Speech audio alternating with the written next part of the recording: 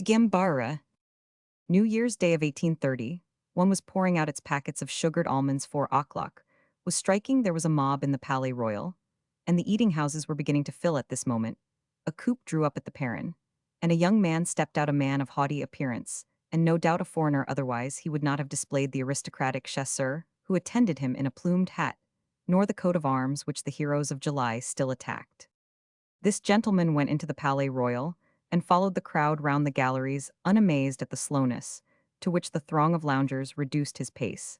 He seemed accustomed to the stately step, which is ironically nicknamed the ambassador's strut. Still, his dignity had a touch of the theatrical, though his features were handsome, and imposing. His hat, from beneath which thick black curls stood out, was perhaps tilted a little too much over the right ear, and belied his gravity by a too rakish effect. His eyes, inattentive and half-closed, looked down disdainfully on the crowd. "There goes a remarkably good-looking young man," said a girl in a low voice, as she made way for him to pass. "And who is only too well aware of it," replied her companion aloud, "who was very plain."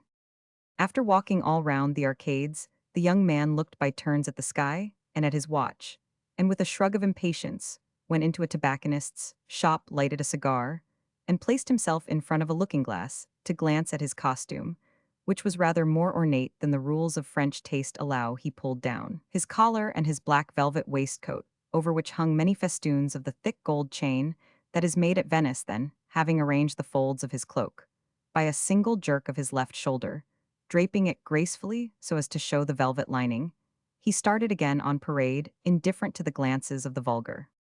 As soon as the shops were lighted up, and the dusk seemed to him black enough, he went out into the square in front of the Palais Royal, but as a man anxious not to be recognized, for he kept close under the houses, as far as the fountain screened by the hackney-cab stand, till he reached the Rue Freud Manteau, a dirty, poky, disreputable street, a sort of sewer, tolerated by the police close to the purified purlieus of the Palais Royal, as an Italian majordomo allows a careless servant to leave the sweepings of the rooms in a corner of the staircase.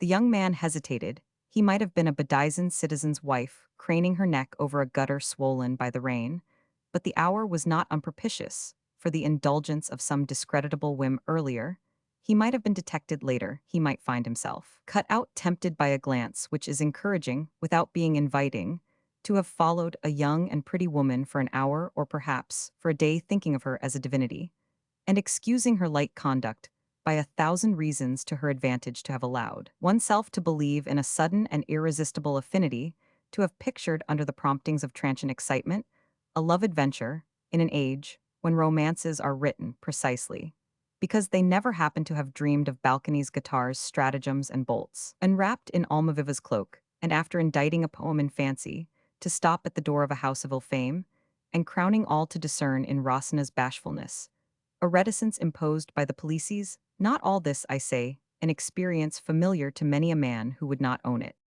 The most natural feelings are those we are least willing to confess, and among them is fatuity. When the lesson is carried no further, the Parisian profits by it, or forgets it, and no great harm is done.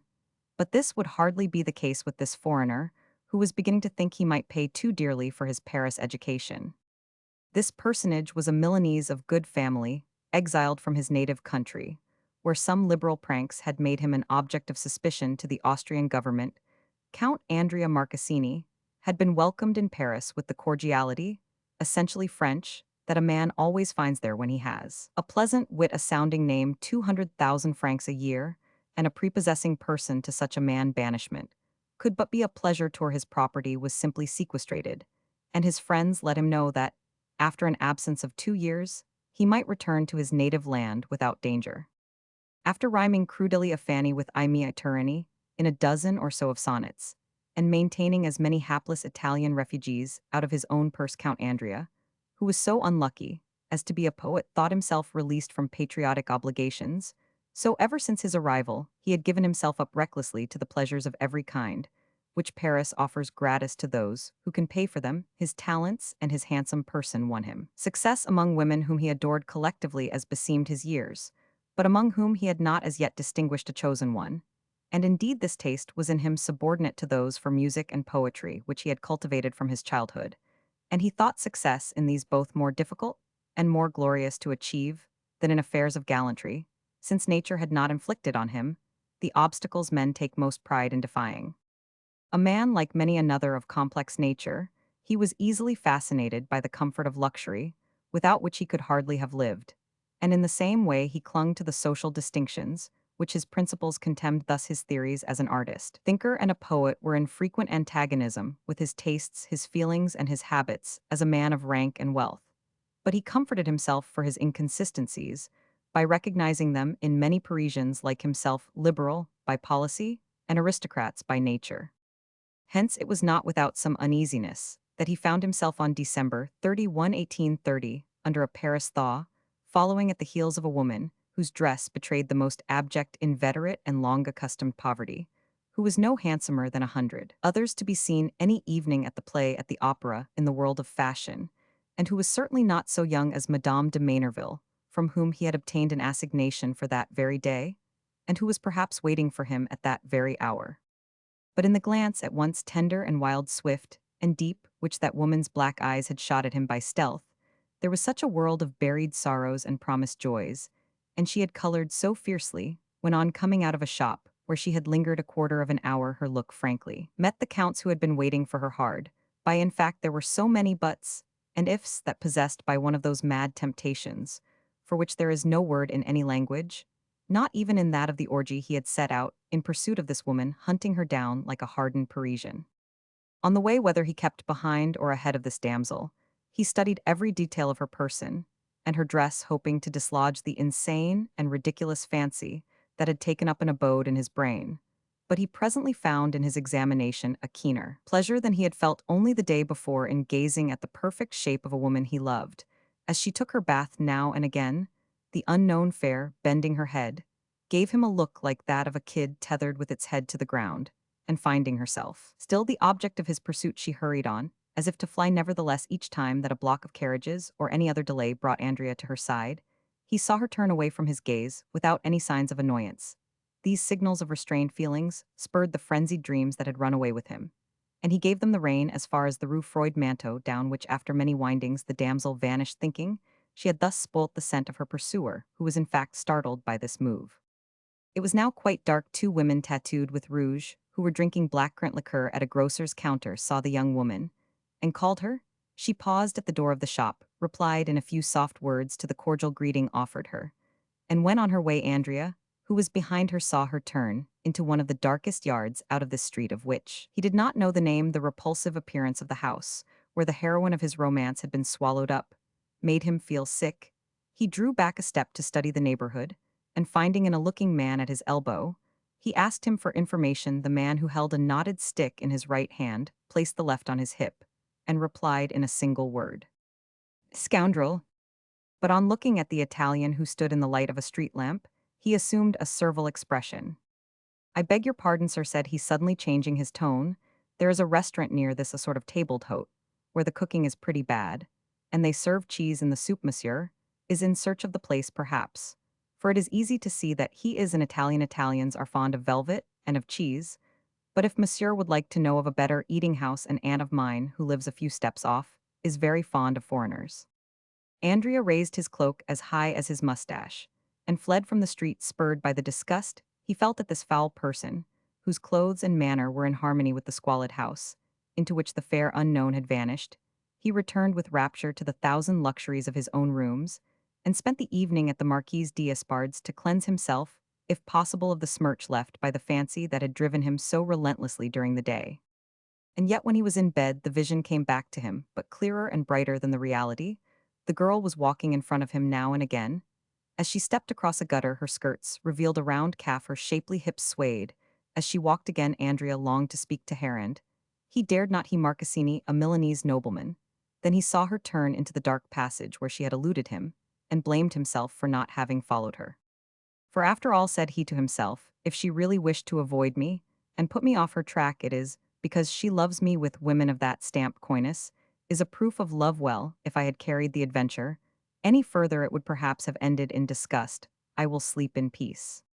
The Count was in the habit of analyzing his keenest sensations as men do involuntarily, when they have as much brains as heart, and he was surprised when he saw the strange damsel of the Rue Freud Manteau once more not in the pictured splendor of his dream, but in the bare reality of dreary fact, and in spite of it all, if fancy had stripped the woman of her livery of misery, it would have spoilt her for him, for he wanted her, he longed for her. He loved her with her muddy stockings, her slipshod feet, her straw bonnet. He wanted her in the very house where he had seen her go in. Am I bewitched by vice? Then he asked himself in dismay. Nay, I have not yet reached that point. I am but 23, and there is nothing of the senile fop about me.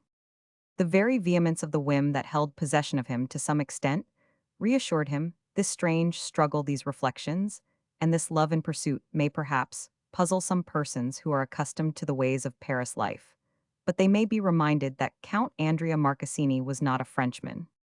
Brought up by two abbes who, in obedience to a very pious father, had rarely let him out of their sight, Andrea had not fallen in love with a cousin at the age of 11, or seduced his mother's maid. By the time he was 12, he had not studied at school, where a lad does not learn only or best the subjects prescribed by the state. He had lived in Paris but a few years, and he was still open to those sudden but deep impressions against which French education and manners are so strong a protection in southern lands. A great passion is often born of a glance. A gentleman of Gascony, who had tempered strong feelings, by much reflection had fortified himself by many little recipes against sudden apoplexies of taste and heart, and he advised the Count to indulge at least once a month in a wild orgy, to avert those storms of the soul which, but for such precautions, are apt to break out at inappropriate moments. Andrea now remembered this advice. Well, thought he, I will begin tomorrow, January 1st. This explains why Count Andrea Marcassini hovered so shyly before turning down the Rue Freud Manteau. The man of fashion hampered the lover, and he hesitated for some time. But after a final appeal to his courage, he went on with a firm step as far as the house, which he recognized without difficulty. There he stopped once more. Was the woman really what he fancied her? Was he not on the verge of some false move? At this juncture he remembered the Italian table d'hote, and at once jumped at the middle course which would serve the ends alike of his curiosity and of his reputation. He went in to dine, and made his way down the passage at the bottom. After feeling about for some time, he found a staircase with damp, slippery steps, such as to an Italian nobleman could only seem a ladder.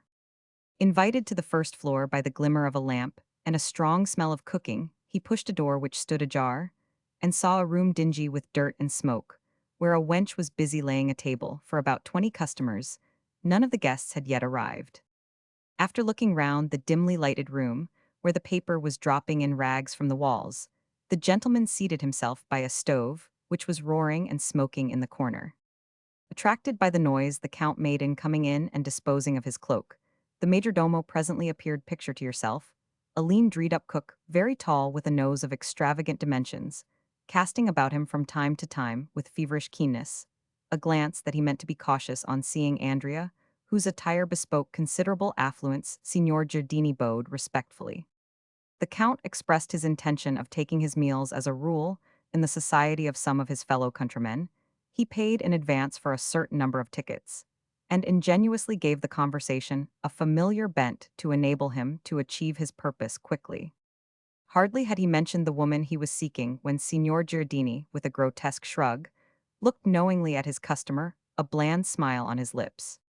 Basta, he exclaimed. Capisco, your excellency has come spurred by two appetites. La Signora Gambara will not have wasted her time, if she has gained the interest of a gentleman so generous as you appear to be. I can tell you in a few words all we know of the woman, who is really to be pitied.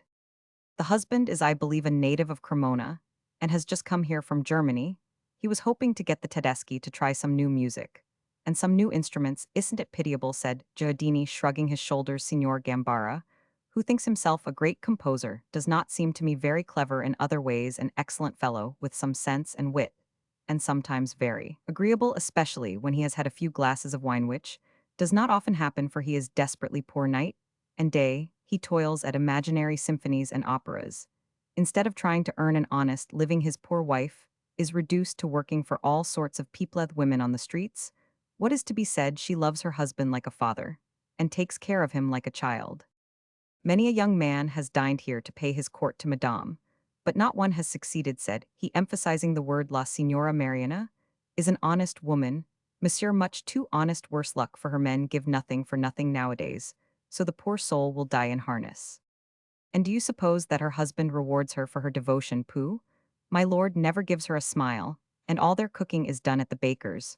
For not only does the wretched man never earn a sou, he spends all his wife can make on instruments which he carves and lengthens and shortens, and sets up and takes to pieces again till they produce sounds that will scare a cat, then he is happy. And yet you will find him the mildest, the gentlest of men. And he is not idle, he is always at it.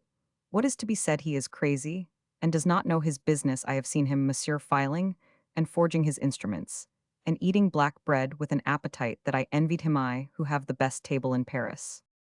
Yes, Excellenza, in a quarter of an hour, you shall know the man I am. I have introduced certain refinements into Italian cookery that will amaze you, Excellenza. I am a Neapolitan, that is to say, a born cook. But of what use is instinct without knowledge? Knowledge? I have spent 30 years in acquiring it, and you see where it has left me. My history is that of every man of talent. My attempts, my experiments have ruined 3 restaurants in succession at Naples, Parma, and Rome to this day. When I am reduced to make a trade of my art, I more often than not give way to my ruling passion. I give these poor refugees some of my choicest dishes. I ruin myself. Folly? You will say I know it, but how can I help it? Genius carries me away, and I cannot resist concocting a dish which smiles on my fancy. And they always know it, the rascals. They know, I can promise you, whether I or my wife has stood over the fire. And what is the consequence of 60-odd customers, whom I used to see at my table every day when I first started in this wretched place? I now see 20 on an average, and give them credit. For the most part, the Piedmontese, the Savoyards have deserted, but the connoisseurs, the true Italians, remain, and there is no sacrifice that I would not make for them. I often give them a dinner for 5 and 20 sous, which has cost me double.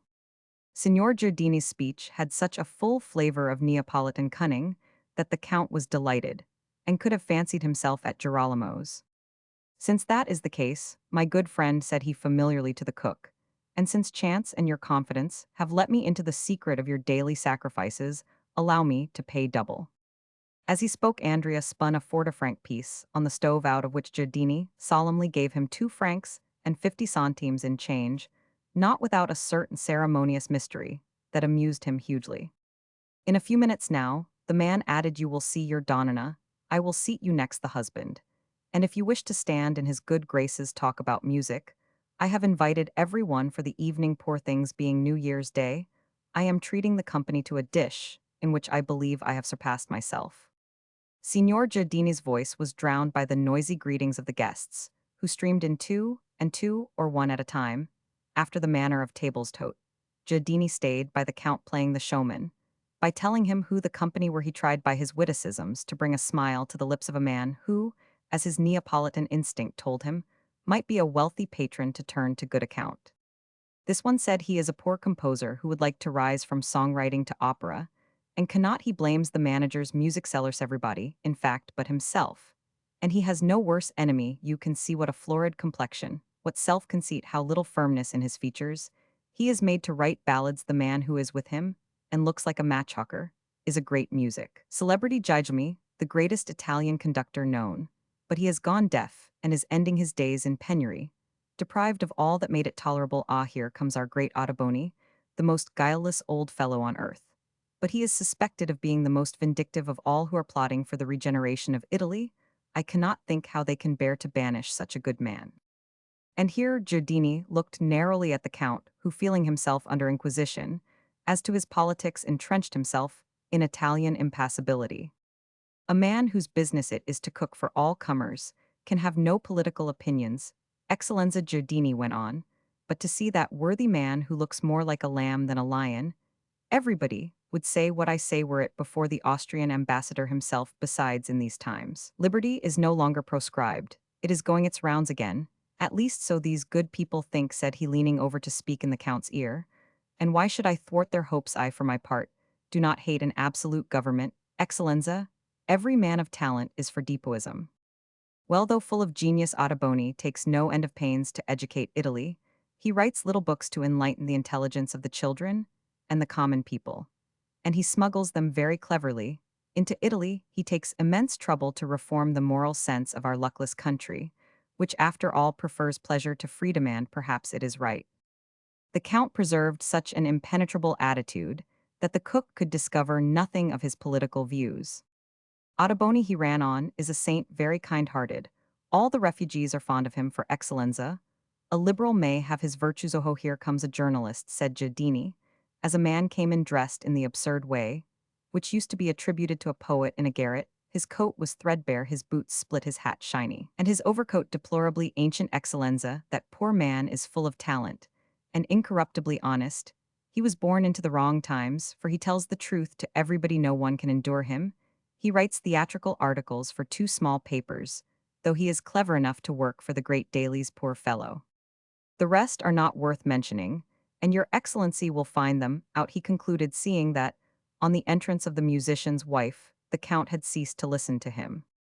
On seeing Andrea here, Signora Mariana started visibly, and a bright flush tinged her cheeks.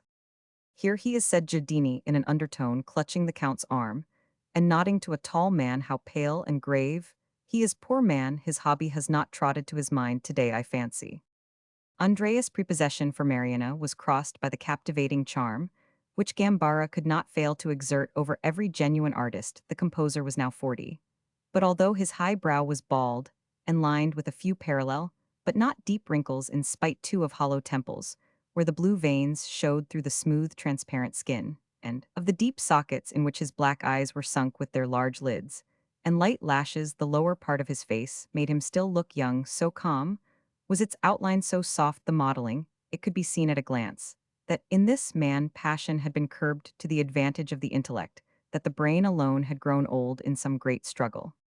Andrea shot a swift look at Mariana, who was watching him, and he noted the beautiful Italian had the exquisite proportion and rich coloring that revealed one of those organizations in which every human power is harmoniously balanced. He sounded the gulf that divided this couple, brought together by fate well content, with the promise he inferred from this dissimilarity between the husband and wife. He made no attempt to control a liking, which ought to have raised a barrier between the fair Mariana and himself. He was already conscious of feeling a sort of respectful pity for this man, whose only joy she was, as he understood the dignified and serene acceptance of ill fortune that was expressed in Gambara's mild and melancholy gaze. After expecting to see one of the grotesque figures, so often set before us by German novelists and writers of libretti, he beheld a simple, unpretentious man, whose manners and demeanor were in nothing strange, and did not lack dignity without the faintest trace of luxury. His dress was more decent than might have been expected from his extreme poverty, and his linen bore witness to the tender care which watched over every detail of his existence. Andrea looked at Mariana with moistened eyes, and she did not color but half smiled in a way that betrayed perhaps some pride at this speechless homage. The Count, too, thoroughly fascinated to miss the smallest indication of complacence, fancied that she must love him since she understood him so well. From this moment, he set himself to conquer the husband, rather than the wife, turning all his batteries against the poor Gambara, who quite guilelessly went on eating Signor Giardini's bicconi, without thinking of their flavor. The Count opened the conversation on some trivial subject, but at the first words, he perceived that this brain supposed to be infatuated on one point was remarkably clear on all others, and saw that it would be far more important to enter into this very clever man's ideas than to flatter his conceits. The rest of the company, a hungry crew whose brain only responded to the sight of a more or less good meal, showed much animosity to the luckless Gambara, and waited only till the end of the first course to give free vent to their satire. A refugee whose frequent leer betrayed ambitious schemes on Mariana, and who fancied he could establish himself in her good graces by trying to make her husband ridiculous, opened fire to show the newcomer how the land lay at the table d'hote. It is a very long time since we have heard anything about the opera on Mahomet, cried he with a smile at Mariana. Can it be that Paolo Gambara, wholly given up to domestic cares, absorbed by the charms of the chimney corner, is neglecting his superhuman genius, leaving his talents to get cold, and his imagination to go flat? Gambara knew all the company. He dwelt in a sphere so far above them all that he no longer cared to repel an attack. He made no reply. It is not given to everybody, said the journalist, to have an intellect that can understand Monsieur Gambara's musical efforts, and that no doubt is why our divine maestro hesitates to come before the worthy Parisian public. And yet, said the balladmonger, who had not opened his mouth, but to swallow everything that came within his reach, I know some men of talent who think highly of the judgments of Parisian critics. I myself have a pretty reputation as a musician. He went on with an air of diffidence. I owe it solely to my little songs in vaudevilles and the success of my dance music in drawing rooms. But I propose ere long to bring out a mass composed for the anniversary of Beethoven's death, and I expect to be better appreciated in Paris than anywhere else. You will perhaps do me the honor of hearing it, he said, turning to Andrea. Thank you, said the Count, but I do not conceive that I am gifted with the organs needful for the appreciation of French music. If you were dead, Monsieur, and Beethoven had composed the Mass, I would not have failed to attend the performance. This retort put an end to the tactics of those who wanted to set Gambara off on his high horse to amuse the new guest. Andrea was already conscious of an unwillingness to expose so noble and pathetic a mania as a spectacle for so much vulgar shrewdness. It was with no base reservation that he kept up a desultory conversation in the course of which Signor Giardini's nose not infrequently interposed between two remarks, whenever Gambara uttered some elegant repartee or some paradoxical aphorism. The cook put his head forward to glance with pity at the musician, and with meaning at the Count, muttering in his ear, "E matto." Then came a moment when the chef interrupted the flow of his judicial observations to devote himself to the second course, which he considered highly important during his absence, which was brief. Gambara leaned across to address Andrea. Our worthy host, said he, in an undertone, threatens to regale us today with a dish of his own concocting, which I recommend you to avoid, though his wife has had an eye on him. The good man has a mania for innovations. He ruined himself by experiments, the last of which compelled him to fly from Rome without a passport, a circumstance he does not talk about. After purchasing the goodwill of a popular restaurant, he was trusted to prepare a banquet given by a lately made cardinal, whose household was not yet complete. Giardini fancied he had an opportunity for distinguishing himself, and he succeeded, for that same evening he was accused of trying to poison the whole conclave, and was obliged to leave Rome and Italy without waiting to pack up. This disaster was the last straw now, and Gambara put his finger to his forehead and shook his head. He is a good fellow, all the same, he added. My wife will tell you that we owe him many a good turn. Giardini now came in, carefully bearing a dish which he set in the middle of the table, and he then modestly resumed his seat next to Andrea, whom he served first as soon as he had tasted the mess. The Count felt that an impassable gulf divided the second mouthful from the first. He was much embarrassed and very anxious not to annoy the cook, who was watching him narrowly. Though a French restaurateur may care little about seeing a dish scorned, if he is sure of being paid for it, it is not so with an Italian, who is not often satiated with praises. To gain time, Andrea complimented Giardini enthusiastically, but he leaned over to whisper in his ear, and slipping a gold piece into his hand under the table, begged him to go out and buy a few bottles of champagne, leaving him free to take all the credit of the treat.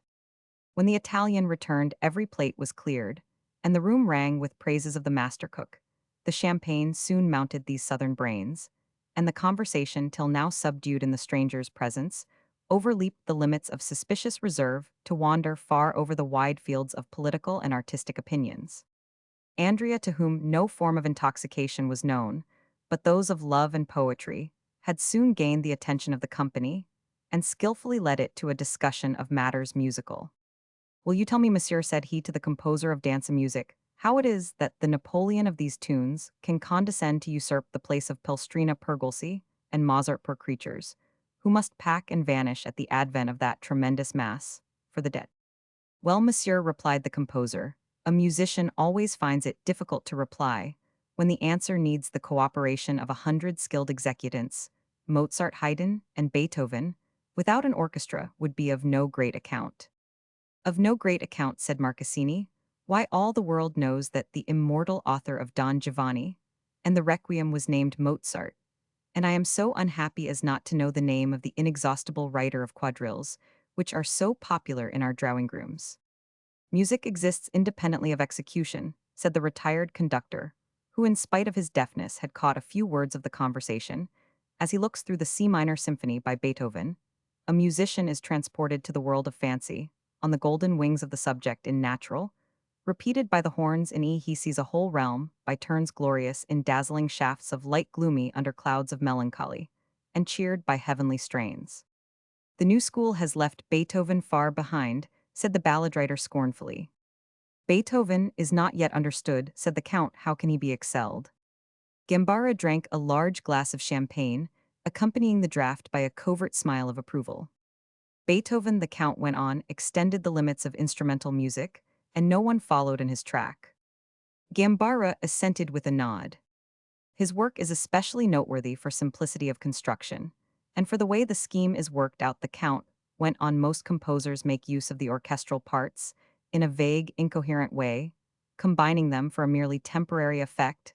They do not persistently contribute to the whole mass of the movement by their steady and regular progress. Beethoven assigns its part to each tone quality, from the first, like the various companies, which by their disciplined movements contribute to winning a battle. The orchestral parts of a symphony, by Beethoven, obey the plan ordered for the interest of all, and are subordinate to an admirably conceived scheme. In this, he may be compared to a genius of a different type in Walter Scott's splendid historical novels. Some personage, who seems to have least to do with the action of the story, intervenes at a given moment and leads up to the climax by some thread woven into the plot. Iviro remarked Gambara, to whom common sense seemed to return in inverse proportion to sobriety. Andrea, eager to carry the test further for a moment, forgot all his predilections. He proceeded to attack the European fame of Rossini, disputing the position, which the Italian school has taken by storm night after night for more than 30 years on 100 stages in Europe. He had undertaken a hard task. The first words he spoke raised a strong murmur of disapproval, but neither the repeated interruptions, nor exclamations, nor frowns, nor contemptuous looks could check this determined advocate of Beethoven. Compare, said he, that sublime composer's works with what by common consent is called Italian music.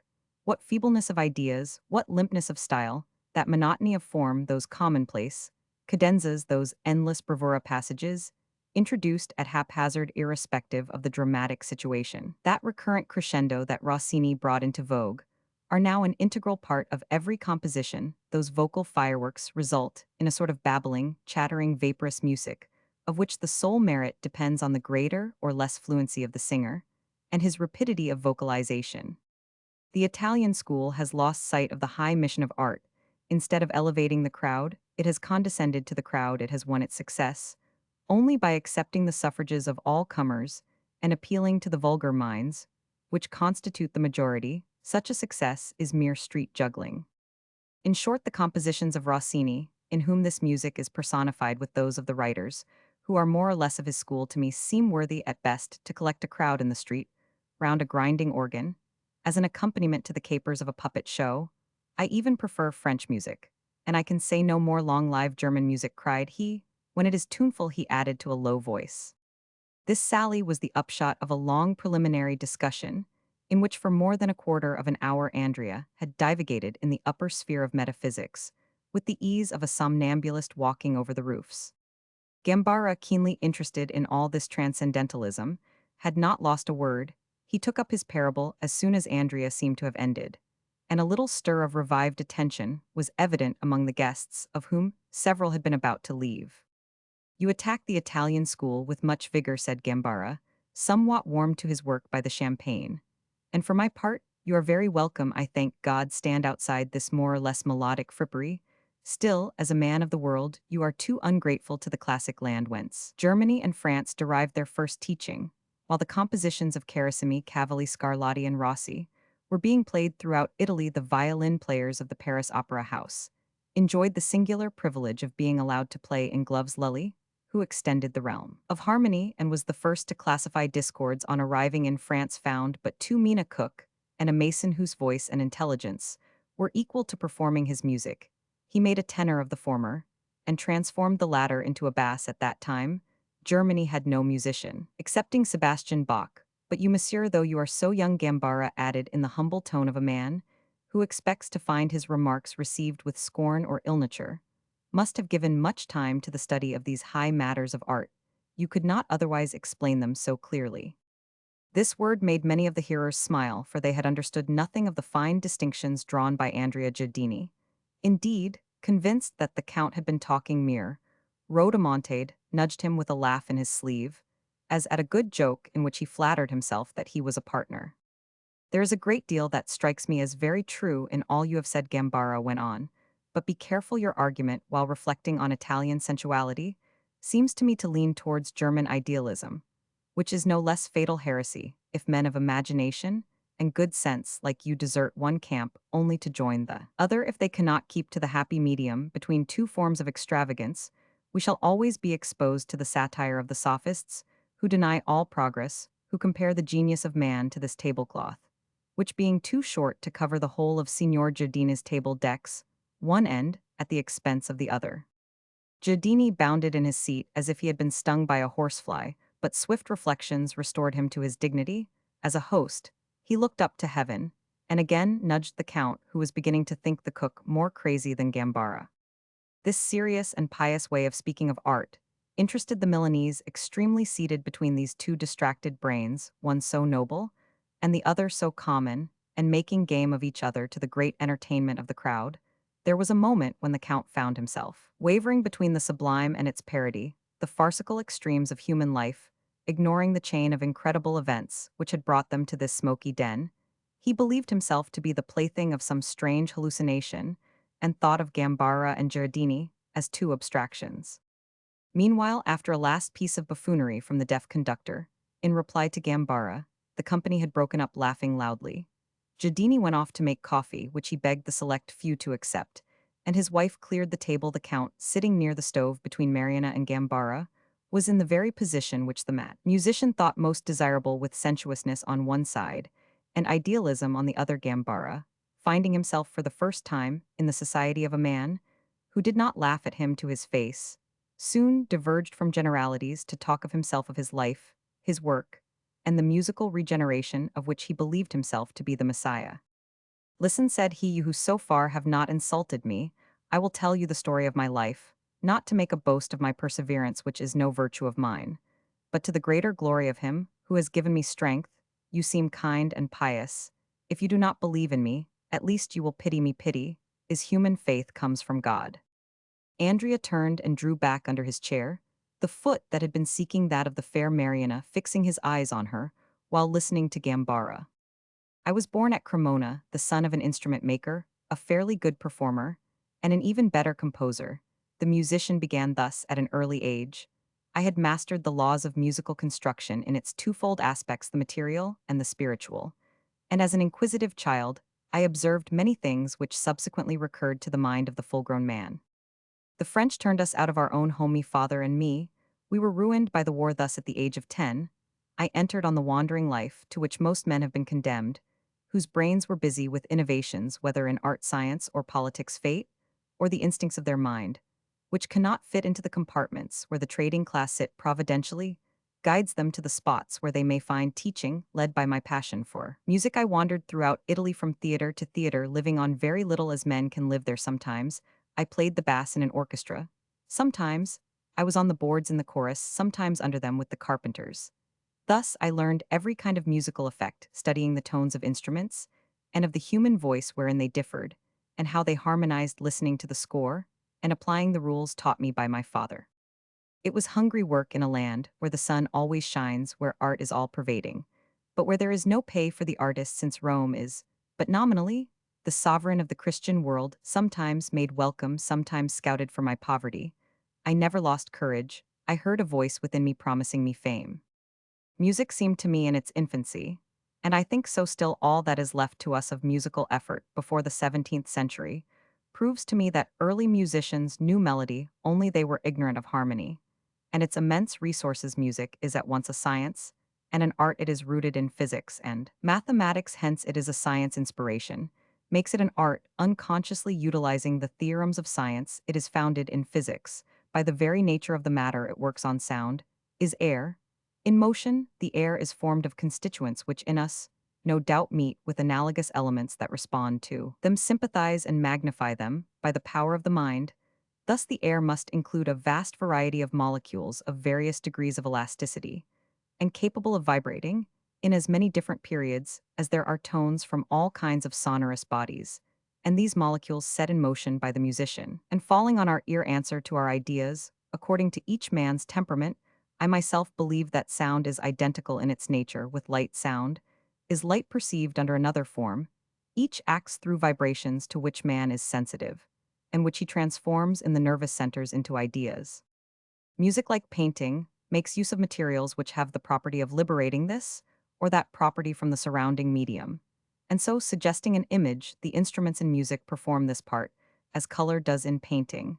And whereas each sound produced by a sonorous body is invariably allied with its major third and fifth, whereas it acts on grains of fine sand lying on stretched parchment, so as to distribute them in geometrical figures that are always the same according to the pitch quite regular, when the combination is a true chord, and indefinite when the sounds are dissonanti, say that music is an art conceived in the very bowels of nature.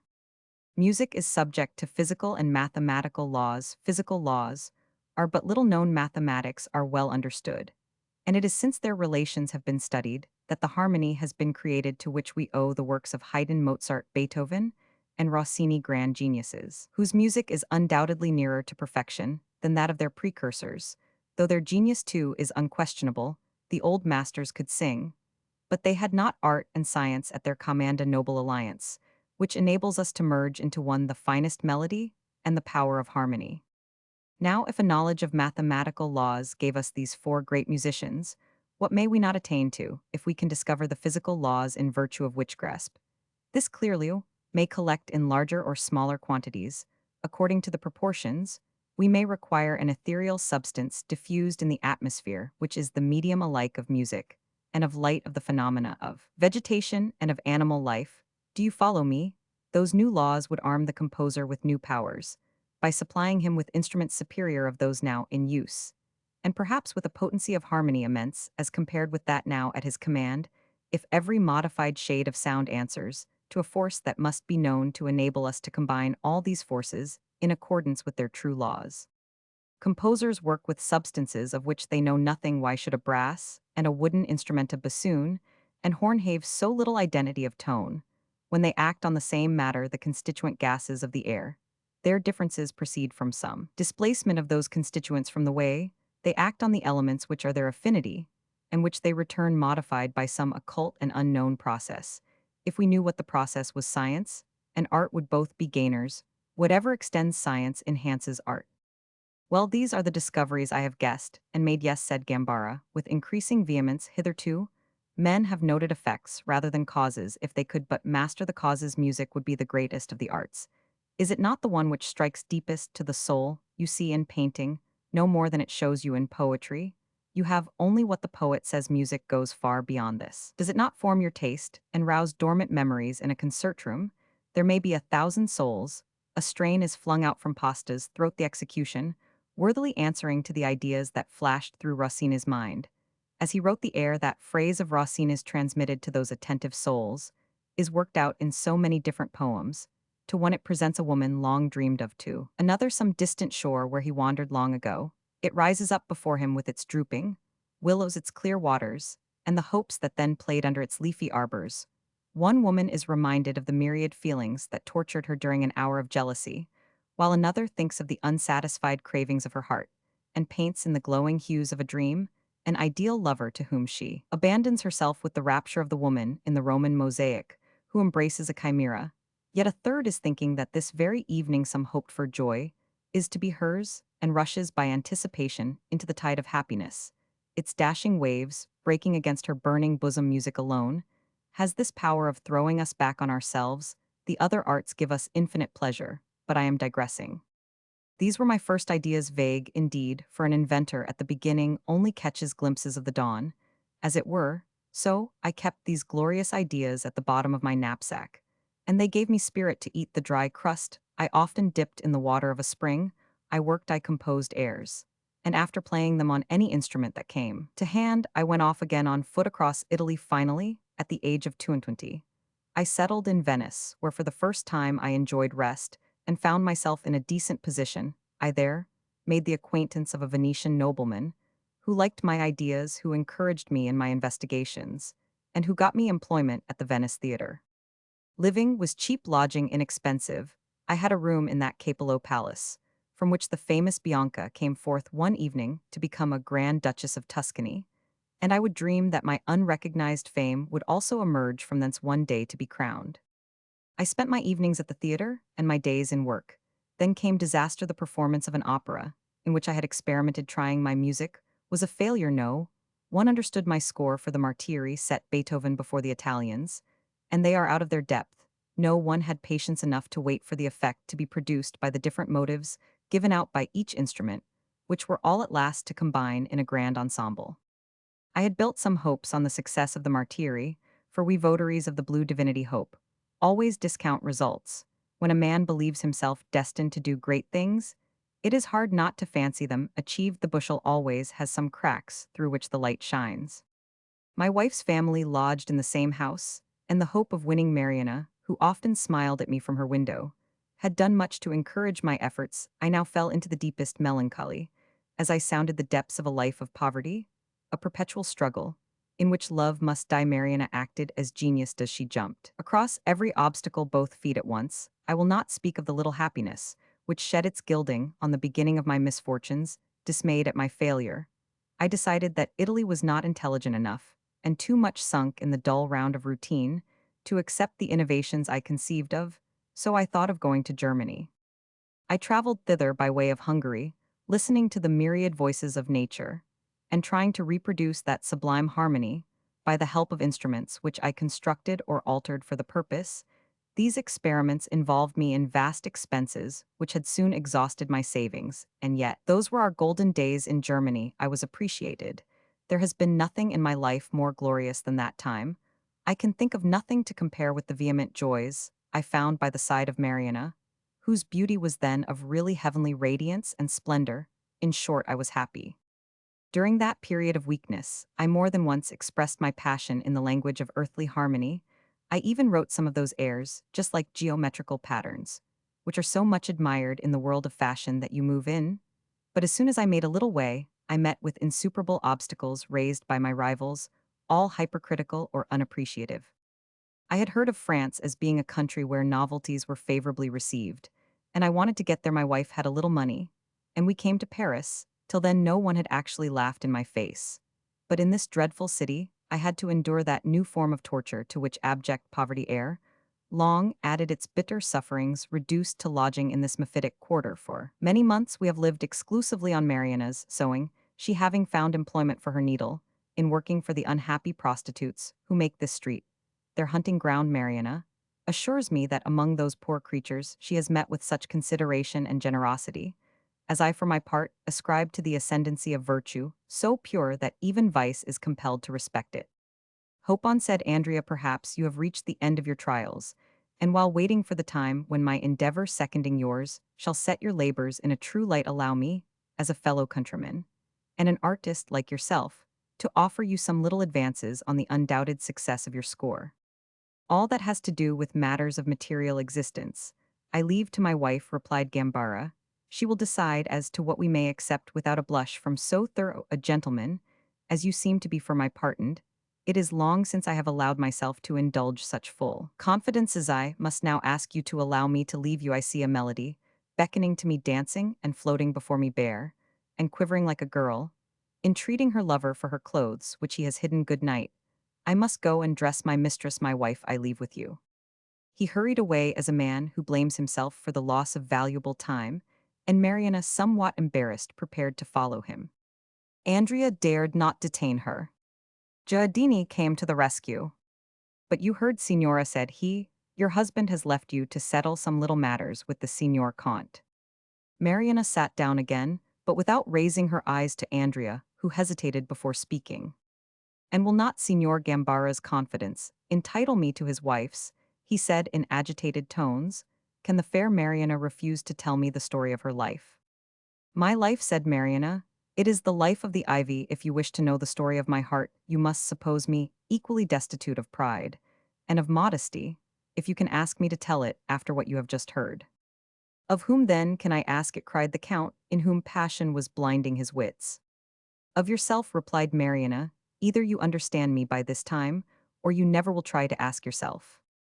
I will, but you must listen, and this hand which I am holding is to lie in mine, as long as my narrative is truthful. I am listening, said Mariana.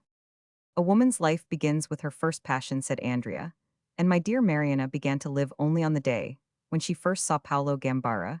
She needed some deep passion to feed upon, and above all some interesting weakness to shelter and uphold. The beautiful woman's nature with which she is endowed is perhaps not so truly passion as maternal. You sigh, Mariana, I have touched one of the aching wounds in your heart. It was a noble part for you to play so young as you wear that of protectress to a noble, but wandering intellect, you said to yourself, Paolo, will be my genius, I shall be his common sense between us. We shall be that almost divine being called an angeled sublime creature, that enjoys and understands, reason never stifling love. And then in the first impetus of youth, you heard the thousand voices of nature, which the poet longed to reproduce enthusiasm, clutched you when Paulo spread before you the treasures of poetry, while seeking to embody them in the sublime, but restricted language of music. You admired him, when delirious rapture carried him up and away from you, for you liked to believe that all this devious energy would at last come down, and alight as love. But you knew not the tyrannous and jealous despotism of the ideal over the minds that fall in love with it. Gambara, before meeting you, had given himself over to the haughty and overbearing mistress, with whom you have struggled for him to this day. Once for an instant you had a vision of happiness, Paulo, tumbling from the lofty sphere, where his spirit was constantly soaring, was amazed to find reality, so sweet you fancied that his madness would be lulled in the arms of love. But before long music again clutched her prey, the dazzling mirage which had cheated you into the joys of reciprocal love, made the lonely path on which you had started look more desolate and barren. In the tale your husband has just told me, I could read as plainly as in the contrast between your looks and his all the painful secrets of that alas-ordered union, in which you have accepted the sufferer's part. Though your conduct has been unfailingly heroical, though your firmness has never once given way in the exercise of your painful duties, perhaps in the silence of lonely nights the heart that at this moment is beating so wildly in your breast may from time to time have rebelled your husband's superiority, was in itself your worst torment. If he had been less noble, less single-minded, you might have deserted him. But his virtues upheld yours. You wondered perhaps whether his heroism, or your own, would be the first to give way. You clung to your really magnanimous task as Paolo clung to his chimera. If you had had nothing but a devotion to duty to guide and sustain you, triumph might have seemed easier. You would only have had to crush your heart and transfer your life into the world of abstractions. Religion would have absorbed all else, and you would have lived for an idea like those saintly women who kill all the instincts of nature at the foot of the altar. But the all-pervading charm of Paolo, the loftiness of his mind, his rare and touching proofs of tenderness, constantly drag you down from that ideal realm, where virtue would fain maintain you. They perennially revive in you the energies you have exhausted in contending with the phantom of love. You never suspected this. The faintest glimmer of hope led you on in pursuit of the sweet vision. At last, the disappointments of many years have undermined your patience in. Angel would have lost it long since seemed. Now the apparition so long pursued is no more than a shade without substance. Madness, that is so nearly allied to genius, can know no cure in this world. When this thought first struck you, you looked back on your past youth, sacrificed, if not wasted, you then bitterly discerned the blunder of nature that had given you a father. When you looked for a husband, you asked yourself whether you had not gone beyond the duty of a wife in keeping yourself wholly for a man who was bound up in his science. Mariana, leave your hand in mine. All I have said is true. And you looked about you, but now you were in Paris, not in Italy, where men know how to love. Oh, let me finish the tale, cried Mariana. I would rather say things myself. I will be honest, I feel that I am speaking to my truest friend. Yes, I was in Paris, when all you have expressed so clearly took place in my mind. But when I saw you, I was saved, for I had never met with the love I had dreamed of from my childhood. My poor dress and my dwelling place had hidden me from the eyes of men of your class. A few young men whose position did not allow of their insulting me were all the more intolerable for the levity with which they treated me. Some made game of my husband, as if he were merely a ridiculous old man. Others basely tried to win his good graces, to betray me. One and all talked of getting me away from him, and none understood the devotion I feel for a soul that is so far away from us, only because it is so near heaven. For that friend, that brother, whose handmaid I will always be. You alone understood, did you not? The tie that binds me to him. Tell me that you feel a sincere and disinterested regard for my Paolo. I gladly accept your praises, Andrea interrupted. But go no further, do not compel me to contradict you. I love you, Mariana, as we love in the beautiful country, where we both were born. I love you with all my soul and with all my strength. But before offering you that love I will be worthy of yours, I will make a last attempt to give back to you the man you have loved so long, and will love forever, till success or defeat is certain. Accept without any shame the modest ease I can give you both. We will go tomorrow and choose a place where he may live. Have you such regard for me as will allow you to make me the partner in your guardianship."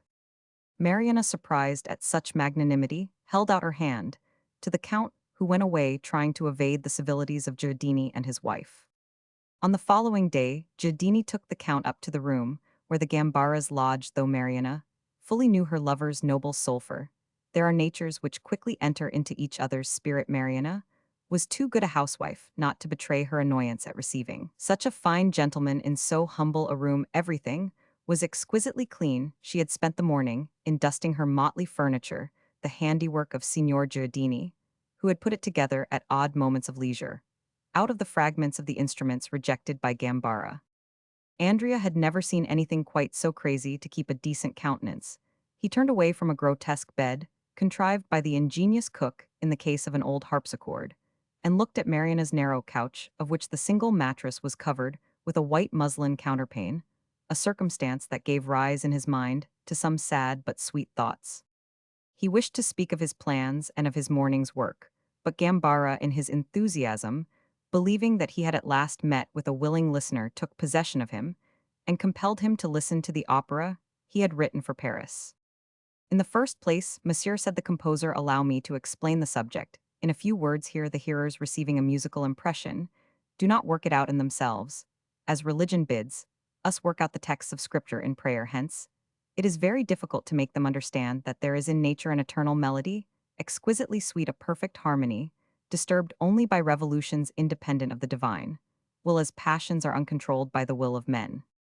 I therefore had to seek a vast framework in which effect and cause might both be included, for the aim of my music is to give a picture of the life of nations, from the loftiest point of view.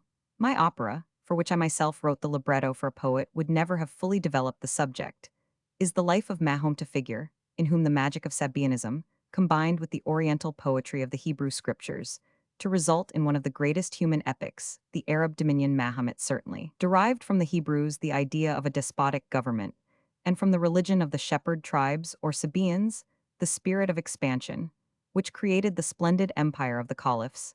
His destiny was stamped on him in his birth, for his father was a heathen and his mother a Jewess. Ah, my dear Count, to be a great musician, a man must be very learned without knowledge. He can get no local color and put no ideas into his music. The composer who sings for singing's sake is an artisan, not an artist. This magnificent opera is the continuation of the great work I projected. My first opera was called The Martyrs, and I intend to write a third on Jerusalem, delivered. You perceive the beauty of this trilogy, and what a variety of motives it offers. Martyrs, Mahomet, the deliverance of Jerusalem, the God of the West, the God of the East, and the struggle of their worshippers over a tomb. But we will not dwell on my fame now forever lost. This is the argument of my opera." He paused. The first act, he went on, shows Mahomet as a porter to Khadija, a rich widow with whom his uncle placed him. He is in love and ambitious, driven from Mecca. He escapes to Medina and dates his era from his flight, the Hejira. In the second act, he is a prophet founding a militant religion. In the third, disgusted with all things, having exhausted life, Mahomet conceals the manner of his death in the hope of being regarded as a godless effort of human pride. Now you shall judge of my way of expressing in sound a great idea for which poetry could find no adequate expression in words. Gambara sat down to the piano with an absorbed gaze, and his wife brought him the mass of papers forming his score, but he did not open them. The whole opera, said he, is founded on a bass, as on a fruitful soil. Mahomet was to have a majestic bass voice, and his wife necessarily had a contralto. Khadija was quite old when he attention. This is the overture. It begins with an andante in C major triple time. Do you hear the sadness of the ambitious man who is not satisfied with love? Then through his lamentation, by a transition to the key of E flat allegro common time, we hear the cries of the epileptic lover, his fury and certain warlike phrases for the mighty charms of the one and only woman give him the impulse to multiplied loves, which strikes us in Don Giovanni. Now, as you hear these themes, do you not catch a glimpse of Mahomet's paradise? And next we have a cantabile, a flat major 6/8 time, that might expand the soul that is least susceptible to music. Khadija has understood Mahomet. Then Khadija announces to the populace the prophet's interviews with the angel Gabriel, maestoso sostenuto. In F major, the magistrates and priests' power and religion feeling themselves attacked by the innovator, as Christ and Socrates also attack, defeat, or worn out powers and religions, persecute Mahomet, and drive him out of Mecca. Stretto in C major. Then comes my beautiful dominant G major common time. Arabia now hearkens to the prophet horseman. Arrive G major, E flat, B flat, G minor. And still common time, the mass of men gathers like an avalanche. The false prophet has begun on a tribe the work he will achieve over a world G major. He promises the Arabs universal dominion. And they believe him because he is inspired. The crescendo begins still in the dominant here.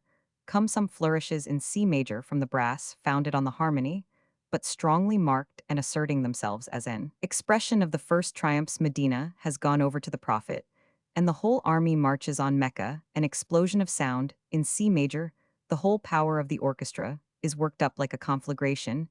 Every instrument is employed, it is a torrent of harmony. Suddenly, the tutti is interrupted by a flowing air on the minor. Third, you hear the last strain of devoted love.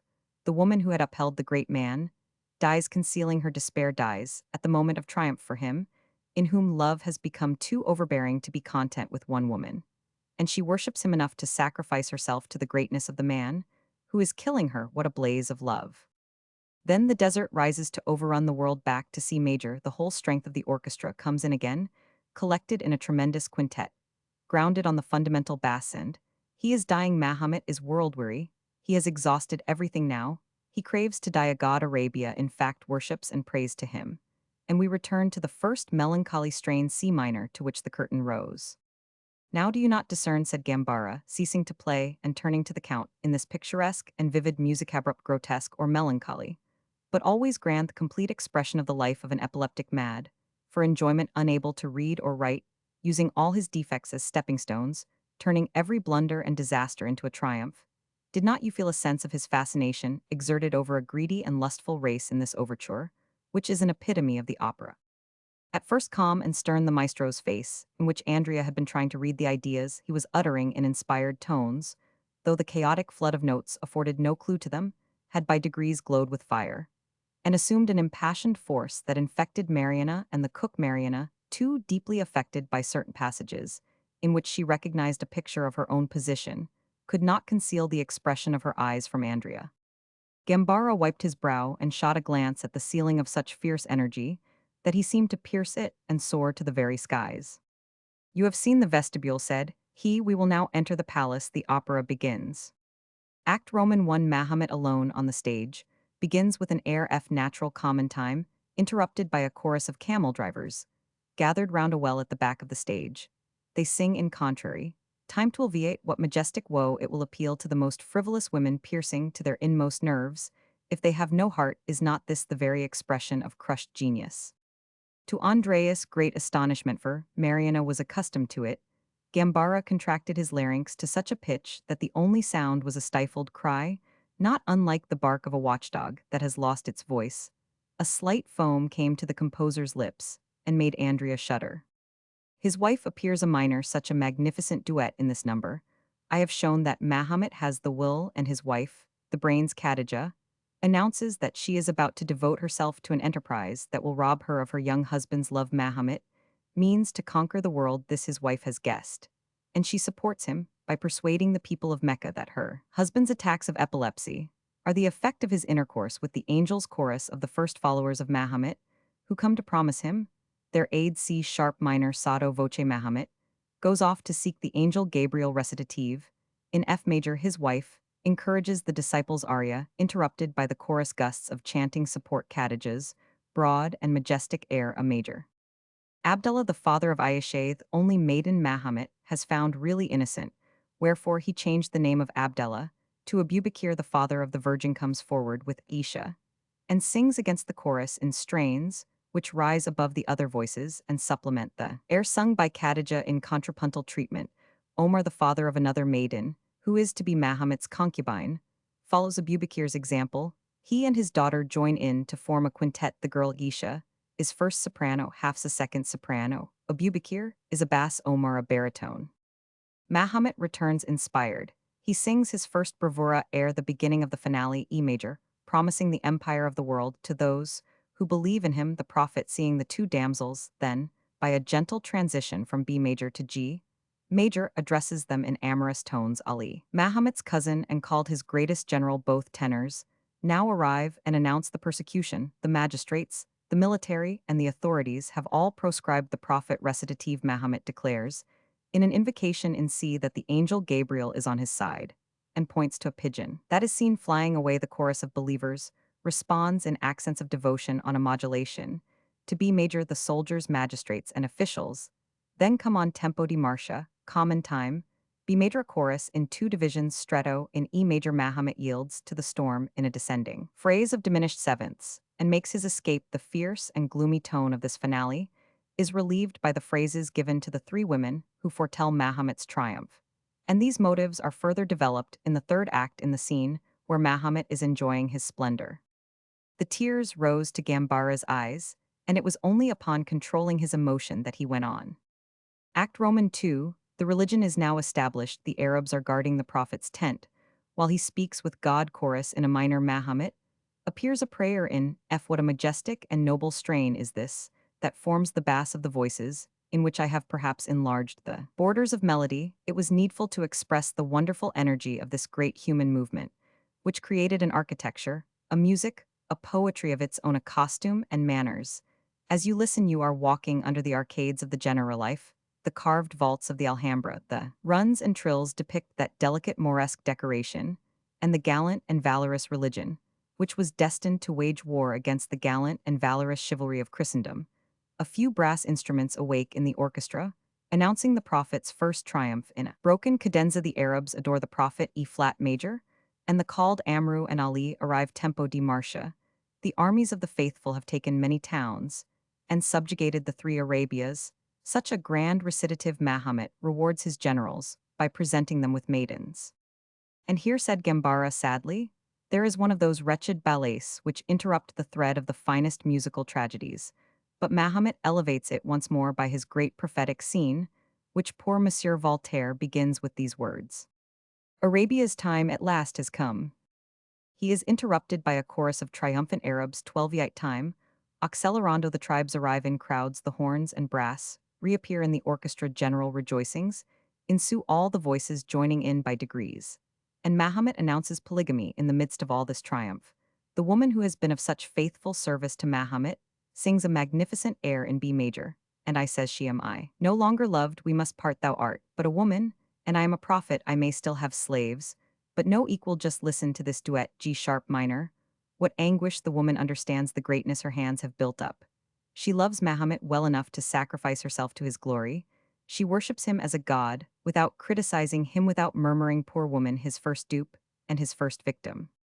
What a subject for the finale in B major is her grief brought out in such somber hues, against the acclamations of the chorus and mingling with Mahomet's tones, as he throws his wife aside as a tool of no further use, still showing her that he can never forget her. What fireworks of triumph, what a rush of glad and rippling song go up from the two young voices, first and second soprano of Isha, and Hafsa supported by Ali and his wife by Omar, and Abubakir weep rejoice triumph, and tears such is life.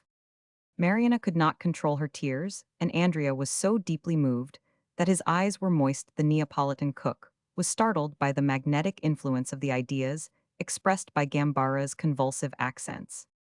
The composer looked round, saw the group, and smiled. At last you understand me, said he. No conqueror led in pomp to the capital under the purple beams of glory, as the crown was placed on his head, amid the acclamations of a nation, ever wore such an expression. The composer's face was radiant like that of a holy martyr. No one dispelled the error.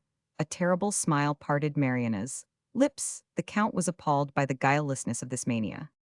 Act Roman 3, said the enchanted musician, reseating himself at the piano. Andantino solo. Mahomet in his seraglio, surrounded by women, but not happy. Quartet of houris. A major. What pompous harmony, what trills as of ecstatic nightingales. Modulation into F sharp minor.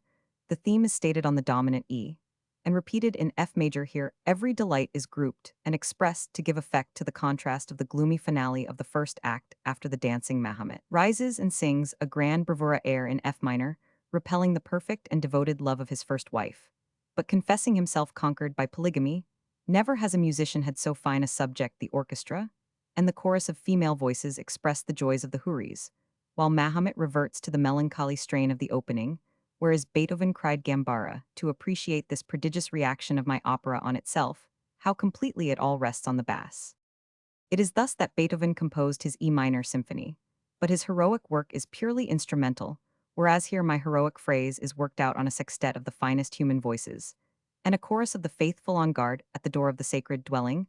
I have every resource of melody and harmony at my command and orchestra, and voices listen to the utterance of all these phases of human life, rich and poor battle, triumph and exhaustion.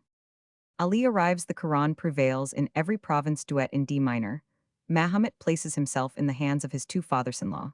He will abdicate his rule and die in retirement to consolidate his work, a magnificent sextet B-flat major. He takes leave of all solo in F natural.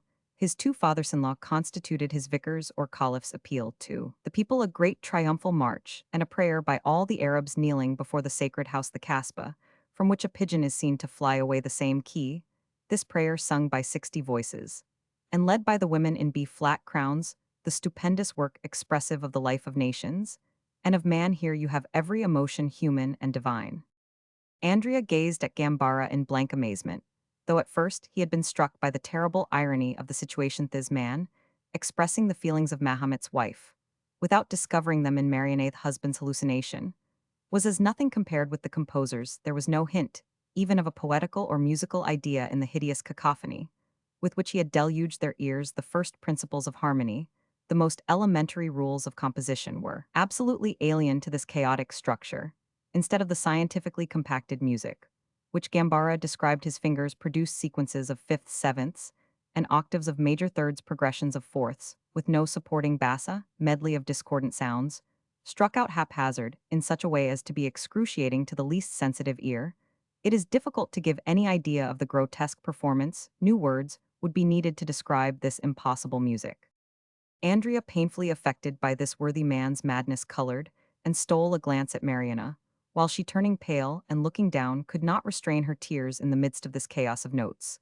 Gambara had every now and then given vent to his rapture in exclamations of delight. He had closed his eyes in ecstasy, had smiled at his piano, had looked at it with a frown, put out his tongue at it, after the fashion of the inspired performer, in short, was quite intoxicated with the poetry that filled his brain, and that he had vainly striven to utter. The strange discords that clashed under his fingers had obviously sounded in his ears like celestial harmonies.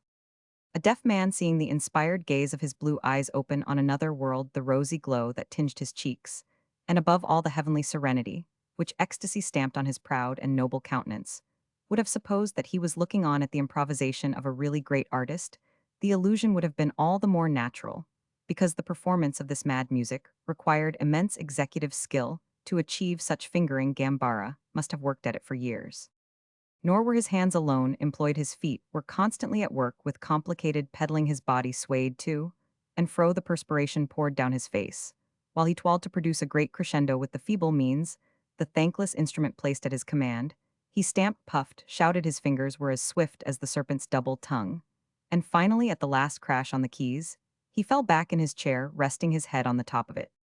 "Per Bacco, I am quite stunned," said the Count, as he left the house. "A child, dancing on the keyboard, would make better music.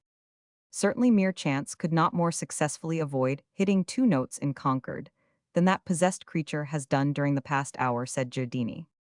"How is it that the regular beauty of Mariana's features is not spoiled by incessantly hearing such a hideous medley?" said the Count to himself. "Mariana will certainly grow ugly." "Signor, she must be saved from that," cried Giardini.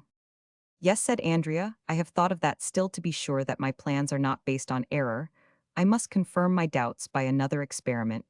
I will return and examine the instruments he has invented tomorrow. After dinner, we will have a little supper. I will send in some wine and little dishes." The cook bowed. Andrea spent the following day in superintending the arrangement of the rooms, where he meant to install the artist in a humble home. In the evening, the Count made his appearance, and found the wine according to his instructions, set out with some care by Mariana and Giardini. Gambara proudly exhibited the little drums on which lay the powder, by means of which he made his observations on the pitch and quality of the sounds emitted by his instruments. "You see," said he, "by what simple means I can prove the most important propositions. Acoustics thus can show me the analogous effects of sound on every object of its impact. All harmonies start from a common center, and preserve the closest relations among themselves, or rather harmony, like light, is decomposable by our art, as a ray is by a prism. He then displayed the instruments constructed in accordance with his laws, explaining the changes he had introduced into their constitution. And finally, he announced that to conclude this preliminary inspection, which could only satisfy a superficial curiosity, he would perform on an instrument that contained all the elements of a complete orchestra, and which he called a panharmonicon. If it is the machine in that huge case, which brings down on us the complaints of the neighborhood, whenever you work at it, you will not play on it long, said Giardini. The police will interfere, remember that. If that poor idiot stays in the room, said Gambara, in a whisper to the count, I cannot possibly play. Andrea dismissed the cook, promising a handsome reward if he would keep watch outside and hinder the neighbors or the police from interfering. Giardini, who had not stinted himself while helping Gambara to wine, was quite willing. Gambara, without being drunk, was in the condition when every power of the brain is overwrought, when the walls of the room are transparent, when the garret has no roof, and the soul soars in the empyrean of spirits. Mariana, with some little difficulty, removed the covers from an instrument as large as a grand piano, but with an upper case, added this strange-looking instrument besides this second body and its keyboard, supported the openings or bells of various wind instruments, and the closed funnels of a few organ pipes. Will you play me the prayer you say is so fine at the end of your opera, said the Count. To the great surprise of both Mariana and the Count, Gambara began with a succession of chords that proclaimed him a master, and their astonishment gave way first to amazed admiration, and then to perfect rapture, effacing all thought of the place. And the performer, the effects of a real orchestra, could not have been finer than the voices of the wind instruments, which were like those of an organ, and combined wonderfully with the harmonies of the strings, but the unfinished condition of the machine set limits to the composer's execution, and his idea seemed all the greater for often the very perfection of a work of art limits its suggestiveness to the recipient's soul. Is not this proved by the preference accorded to a sketch, rather than a finished picture, when on their trial before those who interpret a work in their own mind, rather than accept it rounded off and complete? The purest and serenest music that Andrea had ever listened to rose up from under Gambara's fingers like the vapor of incense. From an altar, the composer's voice grew young again, and far from marring the noble melody, it elucidated it, supported it, guided it just, as the feeble and quavering voice of an accomplished reader, such as Andrea, for instance, can expand the meaning of some great scene by Corneille or Racine by lending personal and poetical feeling. This really angelic strain showed what treasures lay hidden in that stupendous opera, which, however, would never find comprehension so long as the musician persisted in trying to explain it in his present demented state. His wife and the Count were equally divided between the music and their surprise at this hundred-voiced instrument, inside which a stranger might have fancied an invisible chorus of girls were hidden, so closely did some of the tones resemble the human voice, and they dared not express their ideas by a look or a word. Mariana's face was lighted up by a radiant beam of hope, which revived the glories of her youth. This renaissance of beauty, coexistent with the luminous glow of her husband's genius, cast a shade of regret on the Count's exquisite pleasure in this mysterious hour. You are our good genius, whispered Mariana. I am tempted to believe that you actually inspire him, for I, who never am away from him, have never heard anything like this. In Cadige's farewell, cried Gambara, who sang the cavatina which he had described the day before as sublime, and which now brought tears to the eyes of the lovers, so perfectly did it express the loftiest devotion of love. Who can have taught you such strains? Cried the Count. The spirit, said Gambara, when he appears all is fire. I see the melodies there, before me, lovely, fresh, in vivid hues, like flowers they beam on me, they ring out and I listen. But it takes a long, long time to reproduce them. Some more, said Mariana. Gambara, who could not tire, played on without effort or antics. He performed his overture with such skill, bringing out such rich and original musical effects, that the Count was quite dazzled, and at last believed in some magic like that commanded by Paganini and Liszt's style of execution, which changes every aspect of music as an art, by giving it a poetic quality far above musical inventions.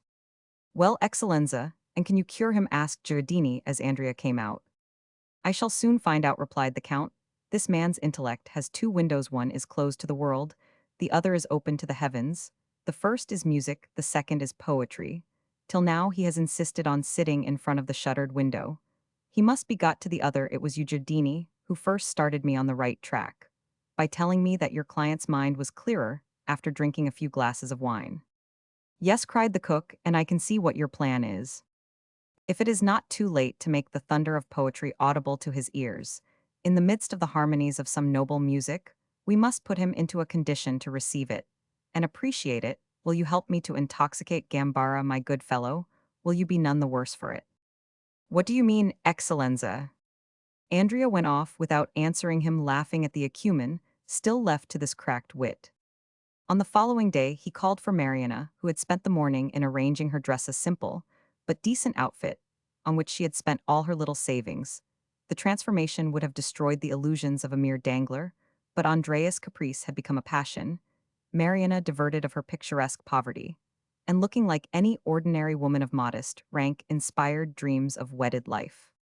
He handed her into a hackney coach, and told her of the plans he had in his head, and she approved of everything, happy in finding her admirer more lofty, more generous, more disinterested than she had dared to hope. He took her to a little apartment where he had allowed himself to remind her of his good offices by some of the elegant trifles which have a charm for the most virtuous women. I will never speak to you of love till you give up all hope of your Paolo, said the Count to Mariana, as he bid her good-bye at the Rue Freud Manteau. You will be witness to the sincerity of my attempts. If they succeed, I may find myself unequal to keeping up my part as a friend. But in that case, I shall go far away, Mariana. Though I have firmness enough to work for your happiness, I shall not have so much as will enable me to look on at it. Do not say such things. Generosity, too, has its dangers, said she, swallowing down her tears. But are you going now? Yes, said Andrea, be happy without any drawbacks. If Giardini might be believed, the new treatment was beneficial to both husband and wife. Every evening after his wine, Gambara seemed less self-centered, talked more. And with great lucidity, he even spoke at last of reading the papers. Andrea could not help quaking at his unexpectedly rapid success. But though his distress made him aware of the strength of his passion, it did not make him waver in his virtuous resolve. One day he called to note the progress of the singular cure. Though the state of the patient at first gave him satisfaction, his joy was dashed by Mariana's beauty. For an easy life had restored its brilliancy, he called now every evening to enjoy calm and serious conversation, to which he contributed lucid and well-considered arguments. Controverting Gambara's singular theories, he took advantage of the remarkable acumen of the composer's mind, as to every point not too directly bearing on his manias, to obtain his assent to principles in various branches of art, and apply them subsequently to music. All was well so long as the patient's brain was heated with the fumes of wine, but as soon as he had recovered or rather lost his reason, he was a monomaniac once more. However, Paolo was already more easily diverted by the impression of outside things. His mind was more capable of addressing itself to several points at a time. Andrea, who took an artistic interest in his semi-medical treatment, thought at last that the time had come for a great experiment.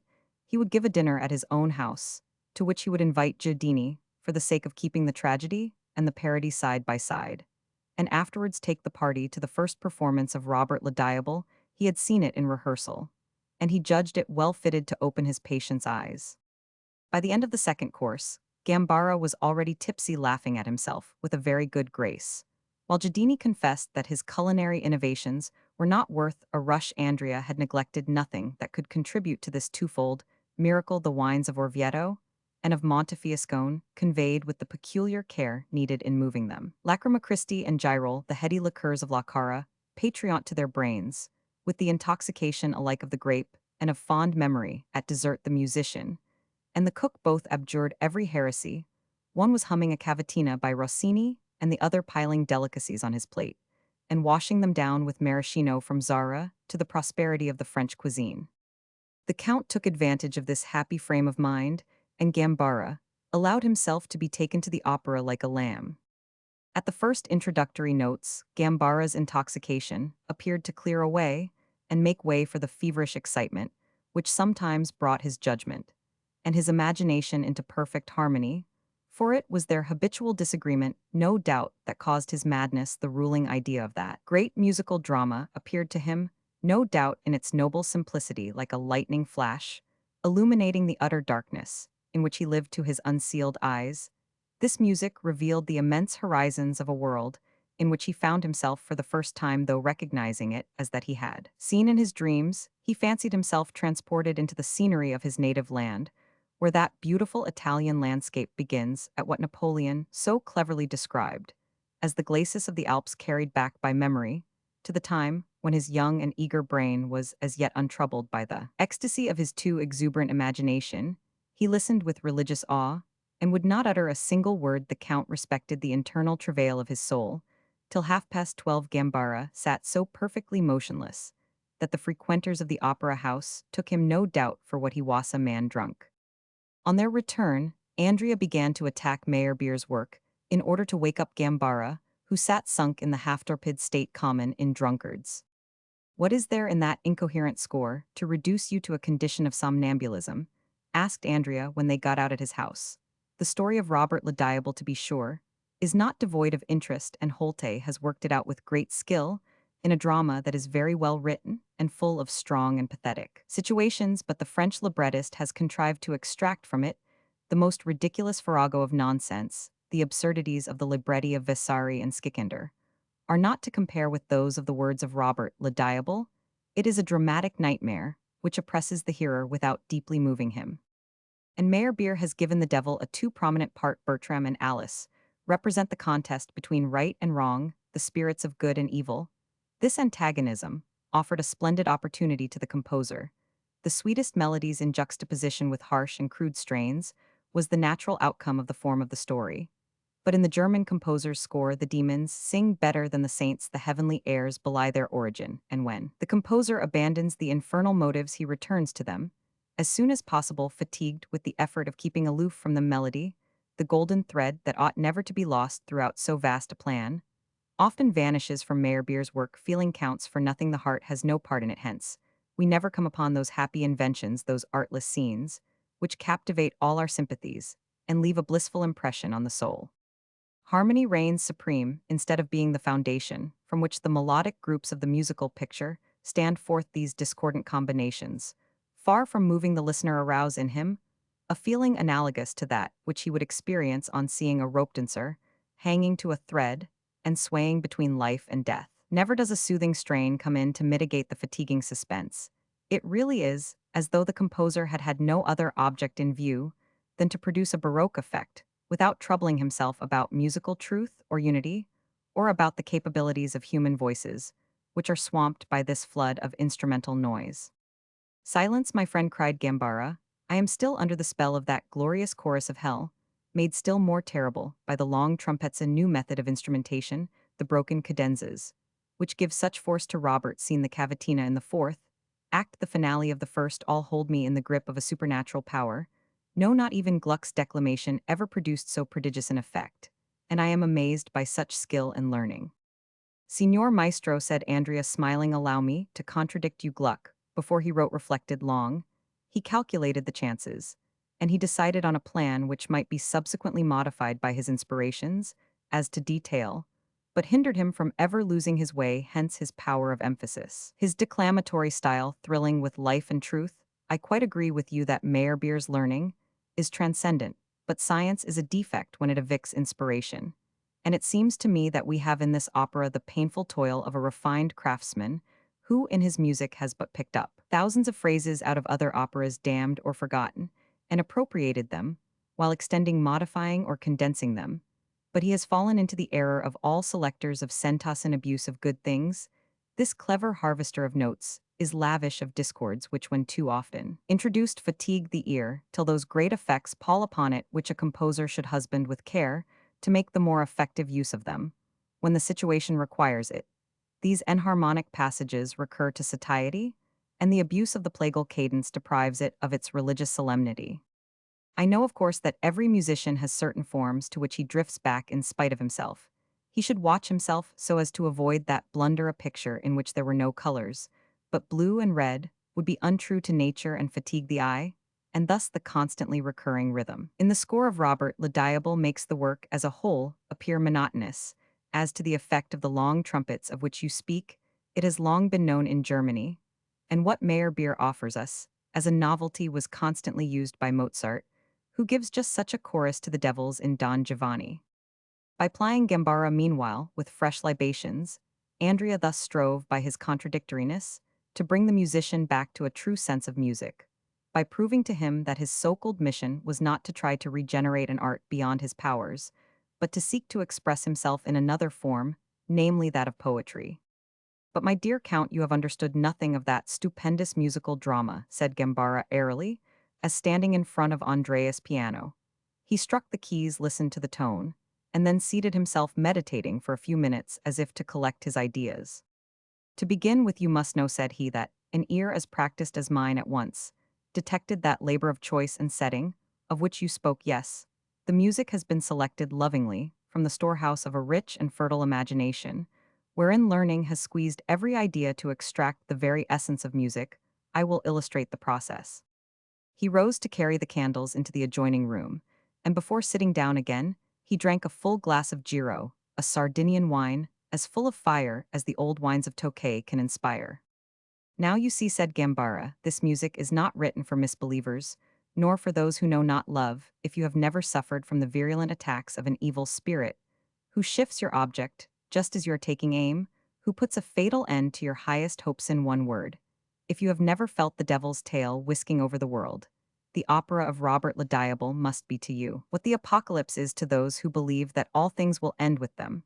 But if persecuted and wretched, you understand that spirit of evil, the monstrous ape, who is perpetually employed in destroying the work of God, if you can conceive of him as having not indeed loved, but ravished an almost divine woman, and achieved through her the joy of paternity, as so loving his son that he would rather have him eternally miserable with himself than think of him as eternally happy with God. If finally you can imagine the mother's soul forever hovering over the child's head, to snatch it from the atrocious temptations offered by its father Evan, then you will have but a faint idea of this stupendous drama, which needs but little to make it worthy of comparison with Mozart's Don Giovanni. Don Giovanni is in its perfection the greater, I grant. Robert le Diable expresses ideas. Don Giovanni arouses sensations. Don Giovanni is as yet the only musical work in which harmony and melody are combined in exactly the right proportions. In this lies its only superiority, for Robert is the richer work. But how vain are such comparisons, since each is so beautiful in its own way. To me, suffering as I do from the demon's repeated shocks, Robert spoke with greater power than to you. It struck me as being at the same time vast and concentrated. Thanks to you, I have been transported to the glorious land of dreams, where our senses expand, and the world works on a scale which is gigantic as compared with man. He was silent for a space. I am trembling still, said the ill-starred artist, from the 4 bars of cymbals, which pierced to my marrow, as they opened that short, abrupt introduction with its solo, for trombone, its flutes, oboes, and clarionet, all suggesting the most fantastic effects of color. The andante in C minor is a foretaste of the subject of the evocation of the ghosts in the abbey, and gives grandeur to the scene by anticipating the spiritual struggle. I shivered. Gambara pressed the keys with a firm hand and expanded Meyerbeer's theme in a masterly fantasia, a sort of outpouring of his soul. After the manner of Liszt, it was no longer the piano, it was a whole orchestra, that they heard. The very genius of music rose before them. That was worthy of Mozart, he exclaimed. See how that German can handle his chords, and through what masterly modulations he raises the image of terror to come to the dominant Roman 100. I can hear all hell in it. The curtain rises. What do I see? The only scene to which we gave the epithet infernal, an orgy of nights, in Sicily. In that chorus, in F, every human passion is unchained in a bacchanalian allegro.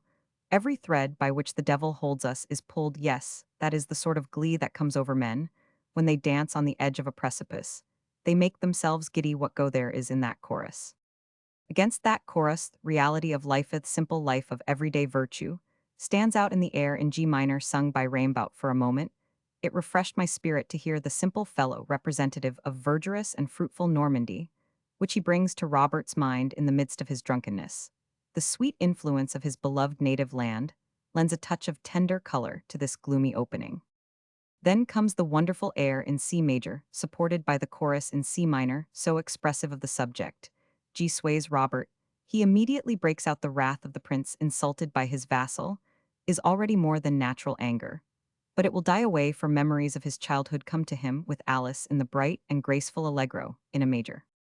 Can you not hear the cries of the innocent dragged into this infernal drama? Persecuted creature, non sang Gambara, who made the consumptive piano sing his native land and tender emotions, have come back to him?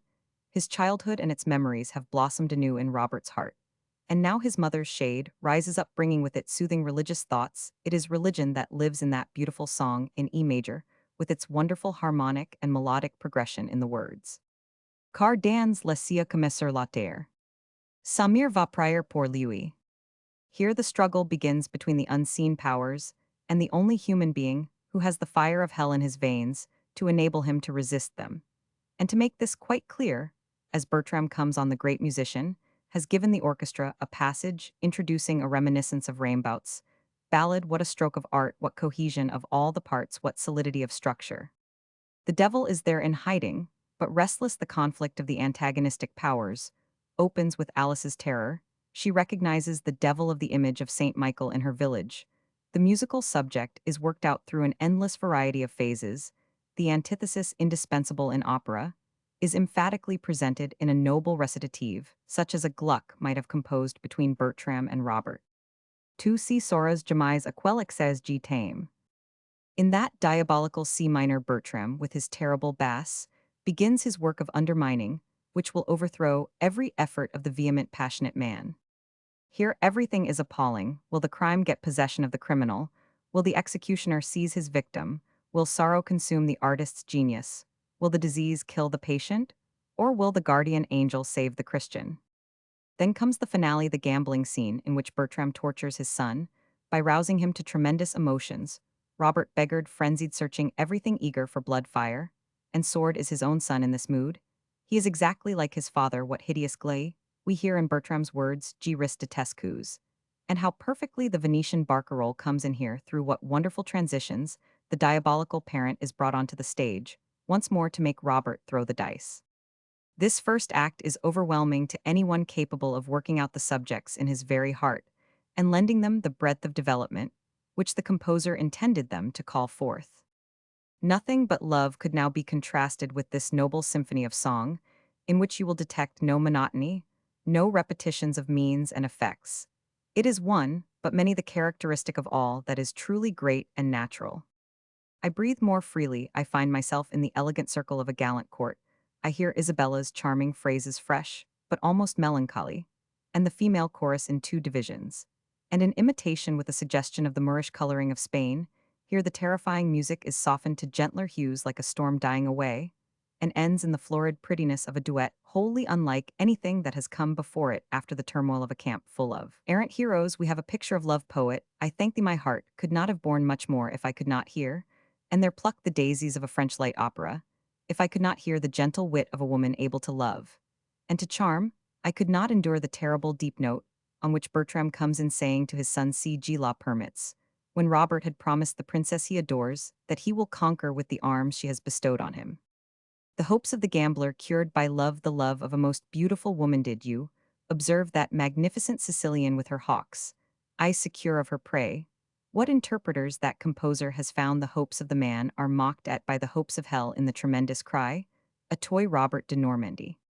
And are not you struck by the gloom and horror of those long-held notes, to which the words are set, dans la fort prochaine? We find here all the sinister spells of Jerusalem delivered, just as we find all chivalry in the chorus with the Spanish lilt. And in the march tune, how original is the allegro with the modulations of the four cymbals tuned to C, D, C, G? How elegant is the call to the lists, the whole movement of the heroic life of the period. Is there the mind enters into it? I read in it a romance, a poem of chivalry. The exposition is now finished. The resources of music would seem to be exhausted. You have never heard anything like it before, and yet it is homogeneous. You have had life set before you, and its one and only crux, shall I be happy or unhappy? Is the philosopher's query, shall I be saved or damned, asks the Christian. With these words, Gambara struck the last chord of the chorus, dwelt on it with a melancholy modulation, and then rose to drink another large glass of Giro. This half-African vintage gave his face a deeper flush, for his passionate and wonderful sketch of Meyerbeer's opera had made him turn a little pale. That nothing may be lacking to this composition, he went on, the great artist has generously added the only buffo duet permissible for a devil, that in which he tempts the unhappy troubadour. The composer has set jocosity side by side with horror, a jocosity in which he mocks at the only realism he had allowed himself amid the sublime imaginings of his work, the pure calm love of Alice and Raimbaut, and their life is overshadowed by the forecast of evil. None but a lofty soul can feel the noble style of these buffo airs. They have neither the superabundant frivolity of Italian music, nor the vulgar accent of French commonplace. Rather have they the majesty of Olympus. There is the bitter laughter of a divine being mocking the surprise of a troubadour Don Juanizing himself, but for this dignity, we should be too suddenly brought down to the general tone of the opera here, stamped on that terrible fury of diminished sevenths, which resolves itself into an infernal waltz, and finally brings us face to face with the demons. How emphatically Bertram's couplet stands out in B minor against that diabolical chorus, depicting his paternity, but mingling in fearful despair with these demoniacal strains. Then comes the delightful transition of Alice's reappearance with the ritornal. In B flat, I can still hear that air of angelical simplicitith nightingale after a storm. Thus, the grand leading idea of the whole is worked out in the details for what could be more perfectly in contrast with the tumult of devils tossing in the pit than that wonderful air given to Alice Quand Jai quit la Normandie. The golden thread of melody flows on side by side with the mighty harmony like a heavenly hope. It is embroidered on it, and with what marvelous skilled genius never lets go of the science that guides it here. Alice's song is in B flat leading into F sharp, the key of the demon's chorus. Do you hear the tremolo in the orchestra? The host of devils clamor for Robert. Bertram now reappears, and this is the culminating point of musical interest. After a recitative worthy of comparison with the finest work of the great masters, comes the fierce conflict in E flat between two tremendous forces sown on the words we two, me canize on a diminished seventh, the other on that sublime F facile est avec moi hell, and the crucifix have met for battle. Next we have Bertram, threatening Alice the most violent pathos ever heard, the spirit of evil expatiating complacently, and as usual appealing to personal interest. Robert's arrival gives us the magnificent unaccompanied trio in a flat, the first skirmish between the two rival forces, and the man, and note how clearly that is expressed, said Gambara, epitomizing the scene with such passion of expression as startled Andrea. All this avalanche of music from the clash of cymbals in common time has been gathering up to this contest. Of three voices, the magic of evil triumphs. Alice flies, and you have the duet in D between Bertram and Robert. The devil sets his talons in the man's heart. He tears it to make it his own. He works on every feeling, honor, hope, eternal, and infinite pleasure. Resh displays them all. He places him, as he did Jesus, on the pinnacle of the temple, and shows him all the treasures of the earth, the storehouse of sin. He nettles him to flaunt his courage, and the man's nobler mind is expressed in his exclamation, Des Chevaliers de ma patrie, Lenore Taugers fut la Sauchen. And finally, to crown the work, the theme comes in, which sounded the note of fatality at the beginning, thus the leading strain, the magnificent call to the deed. Non nes qui reposes sous cette Freud pierre. Menten desvus. The career of the music, gloriously worked out, is gloriously finished by the allegro vivace of the bacchanalian chorus in D minor. This indeed is the triumph of hell. Roll on harmony, and wrap us in a thousand folds. Roll on, bewitch us. The powers of darkness have clutched their prey, they hold him, while they dance the great genius born to conquer. And to reign is lost, the devils rejoice, misery stifles, genius passion will wreck the night. And here Gambara improvised a fantasia of his own on the bacchanalian chorus, with ingenious variations, and humming the air in a melancholy drone, as if to express the secret sufferings he had known. Do you hear the heavenly lamentations of neglected love? He said. Isabella calls to Robert above the grand chorus of knights, riding forth to the tournament, in which the motifs of the second act reappear to make it clear that the third act has all taken place in a supernatural sphere. This is real life again. This chorus dies away at the approach of the hellish enchantment brought by Robert with the talisman. The deviltry of the third act is to be carried on here. We have the duet with the viol. The rhythm is highly expressive of the brutal desires of a man who is omnipotent, and the princess, by plaintive phrases, tries to win her lover back to moderation. The musician has here placed himself in a situation of great difficulty, and has surmounted it in the loveliest number of the whole opera. How charming is the melody of the cavatina grace. Poor toy, all the women present understood it well. Each saw herself seized and snatched away on the stage. That part alone would suffice to make the fortune of the opera. Every woman felt herself engaged in a struggle with some violent lover. Never was music so passionate and so dramatic. The whole world now rises in arms against the reprobate.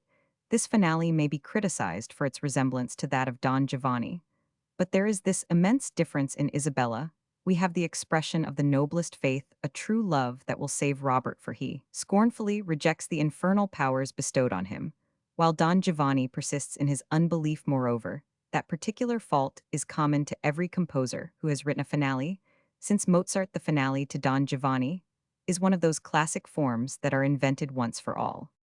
At last, religion wins the day, uplifting the voice that governs worlds, that invites all sorrow to come for consolation, all repentance to be forgiven and helped. The whole house was stirred by the chorus. Malhero on coupables. Hatesvus Dakarir. In the terrific tumult of raving passions, the holy voice would have been unheard. But at this critical moment, it sounds like thunder. The divine Catholic Church rises glorious in light. And here I was amazed to find that, after such lavish use of harmonic treasure, the composer had come upon a new vein, with the splendid chorus Gloire à la Providence in the manner of Handel. Robert rushes on with his heartrending cry, See, G. Puvis Prior, and Bertram, driven by the infernal decree, pursues his son, and makes a last effort. Alice has called up the vision of the mother. And now comes the grand trio to which the whole opera has led up: the triumph of the soul over matter, of the spirit of good over the spirit of evil. The strains of piety prevail over the chorus of hell, and happiness appears glorious. But here the music is weaker. I only saw a cathedral instead of hearing a concert of angels in bliss, and a divine prayer consecrating the union of Robert and Isabella. We ought not to have been left oppressed by the spells of hell. We ought to emerge with hope in our heart.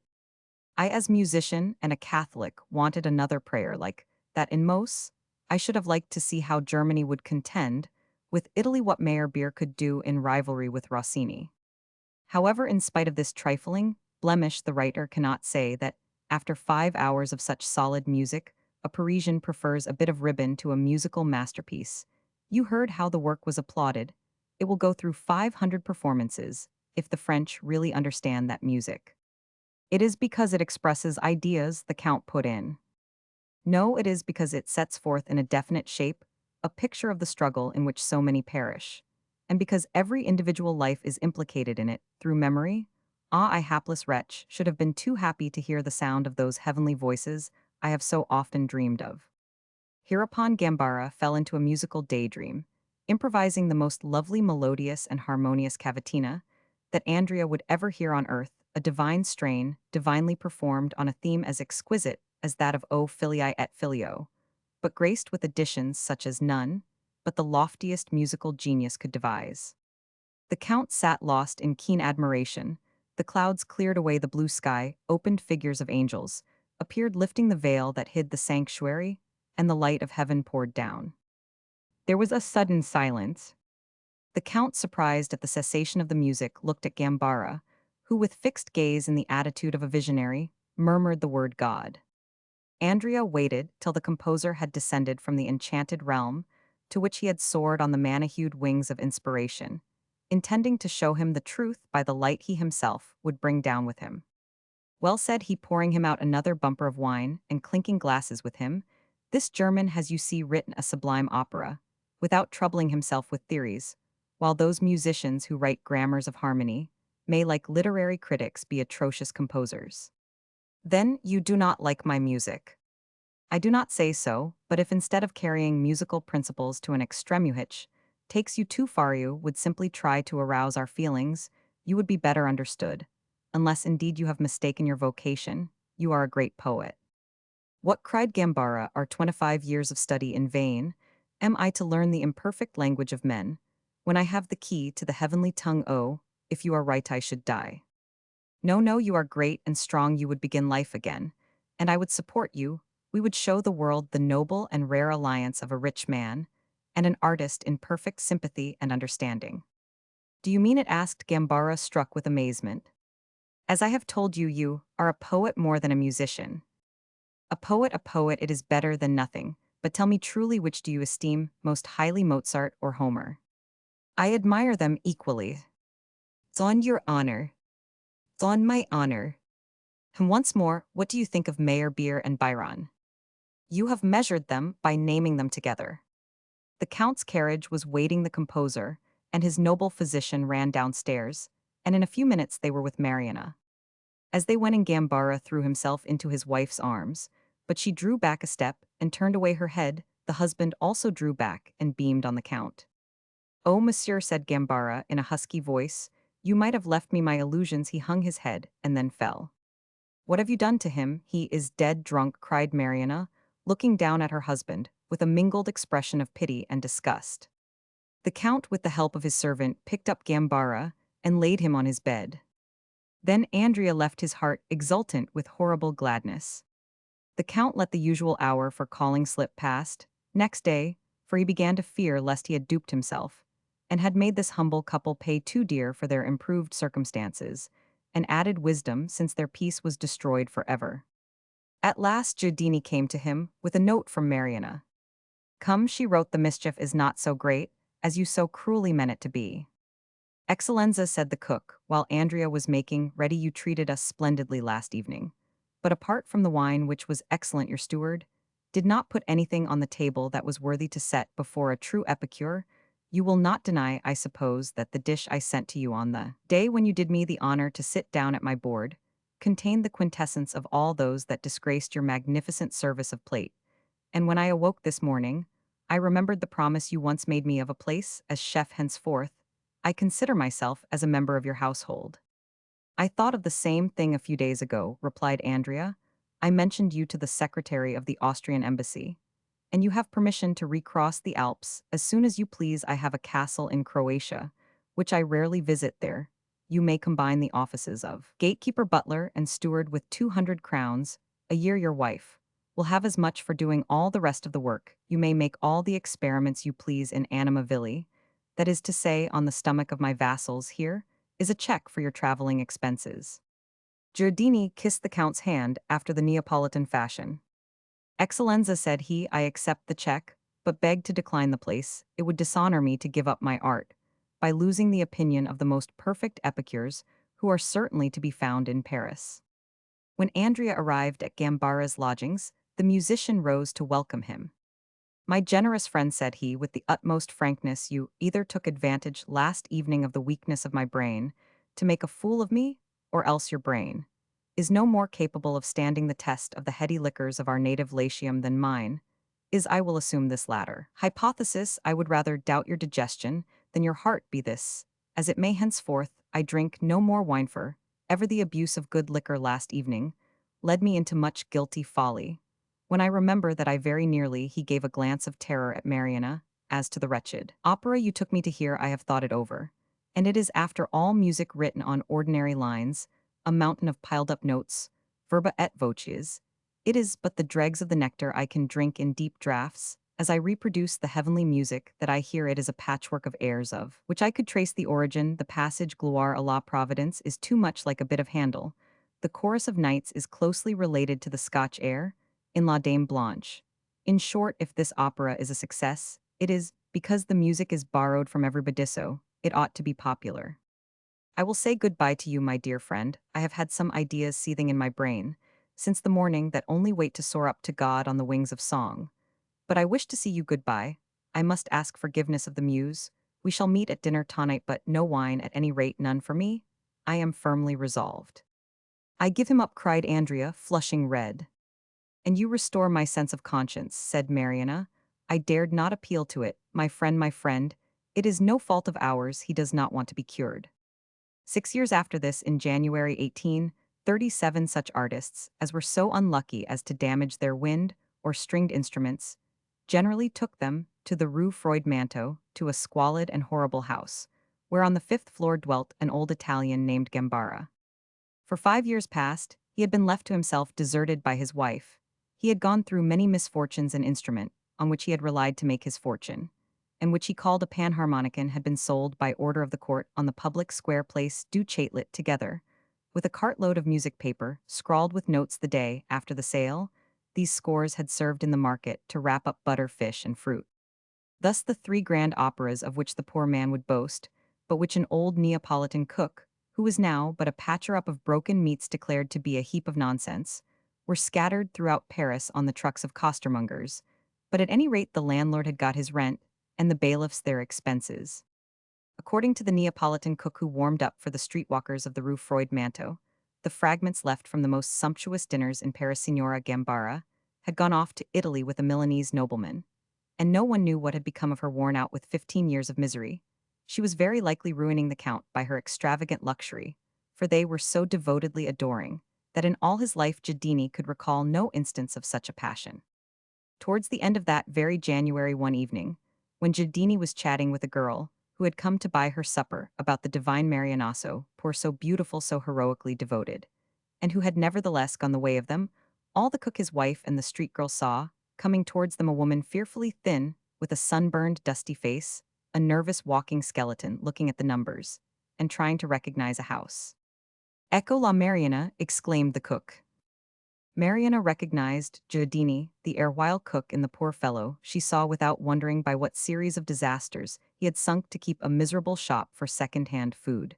She went in and sat down, for she had come from Fontainebleau. She had walked 14 leagues that day, after begging her bread from Turin to Paris. She frightened that terrible trio of all her wondrous beauty. Nothing remained but her fine eyes dimmed, and sunken the only thing faithful to her was misfortune. She was welcomed by the skilled old instrument mender, who greeted her with unspeakable joy. "Why, here you are, my poor Mariana," said he warmly during your absence. "They sold up my instrument and my operas." It would have been difficult to kill the fatted calf for the return of the Samaritan, but Giardini contributed the fag end of a salmon, the troll paid for wine, Gambara produced some bread, Signora Giardini lent a cloth, and the unfortunates all supped together in the musician's garret. When questioned as to her adventures, Mariana would make no reply. She only raised her beautiful eyes to heaven and whispered to Giardini, "He married a dancer." "And how do you mean to live?" said the girl. "The journey has ruined you, and made me an old woman," said Mariana. "No, that is not the result of fatigue or hardship, but of grief." "And why did you never send your man here any money?" asked the girl. Mariana's only answer was a look, but it went to the woman's heart. "She is proud with a vengeance," she exclaimed, "and much good it has done her," she added in Giardini's ear. All that year musicians took especial care of their instruments, and repairs did not bring in enough to enable the poor couple to pay their way. The wife, too, did not earn much by her needle, and they were compelled to turn their talents to account in the lowest form of employment. They would go out together in the dark to the Champs-Élysées and sing duets, which Gambara, poor fellow, accompanied on a wretched guitar on the way. Mariana, who on these expeditions covered her head with a sort of veil of coarse muslin, would take her husband to the grocer's shop in the Faubourg Saint-Honore and give him 2 or 3 thimblefuls of brandy to make him tipsy, otherwise he could not play. Then they would stand up together in front of the smart people sitting on the chairs, and one of the greatest geniuses of the time, the unrecognized Orpheus of modern music, would perform passages from his opera pieces so remarkable that they would extract a few halfpence from Parisian supineness when some dilettante of comic operas happened to be sitting there and did not recognize from what work they were taken. He would question the woman dressed like a Greek priestess, who held out a bottle stand of stamped metal in which she collected charity. "I say, my dear, what is that music out of?" "The opera of Mahomet," Mariana would reply. As Rossini composed an opera called Mahomet Roman II, the amateur would say to his wife sitting at his side, "What a pity it is that they will never give us at the Italians any operas by Rossini, but those we know, that is really fine music." And Gambara would smile.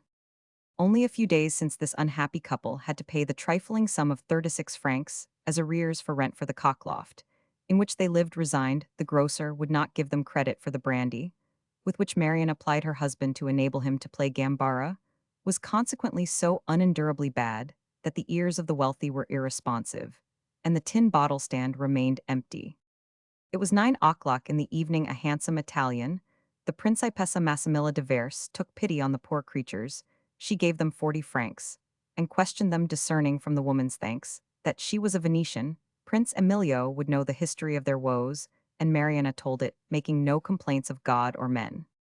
"Madame," said Gambara, as she ended, for he was sober, "we are victims of our own superiority. My music is good, but as soon as music transcends feeling and becomes an idea, only persons of genius should be the hearers, for they alone are capable of responding to it. It is my misfortune that I have heard the chorus of angels, and believed that men could understand the strains. The same thing happens to women. When their love assumes a divine aspect, men cannot understand them." This speech was well worth the 40 francs bestowed by Massimilla. She took out a second gold piece, and told Mariana she would write to Andrea Marcassini. "Do not write to him, Madame," exclaimed Mariana, "and God grant you to always be beautiful." "Let us provide for them," said the princess to her husband, "for this man has remained faithful to the ideal which we have killed." As he saw the gold pieces, Gambara shed tears, and then a vague reminiscence of old scientific experiments crossed his mind, and the hapless composer, as he wiped his eyes, spoke these words, which the circumstances made pathetic. "Water is a product of burning." Paris, June 1837.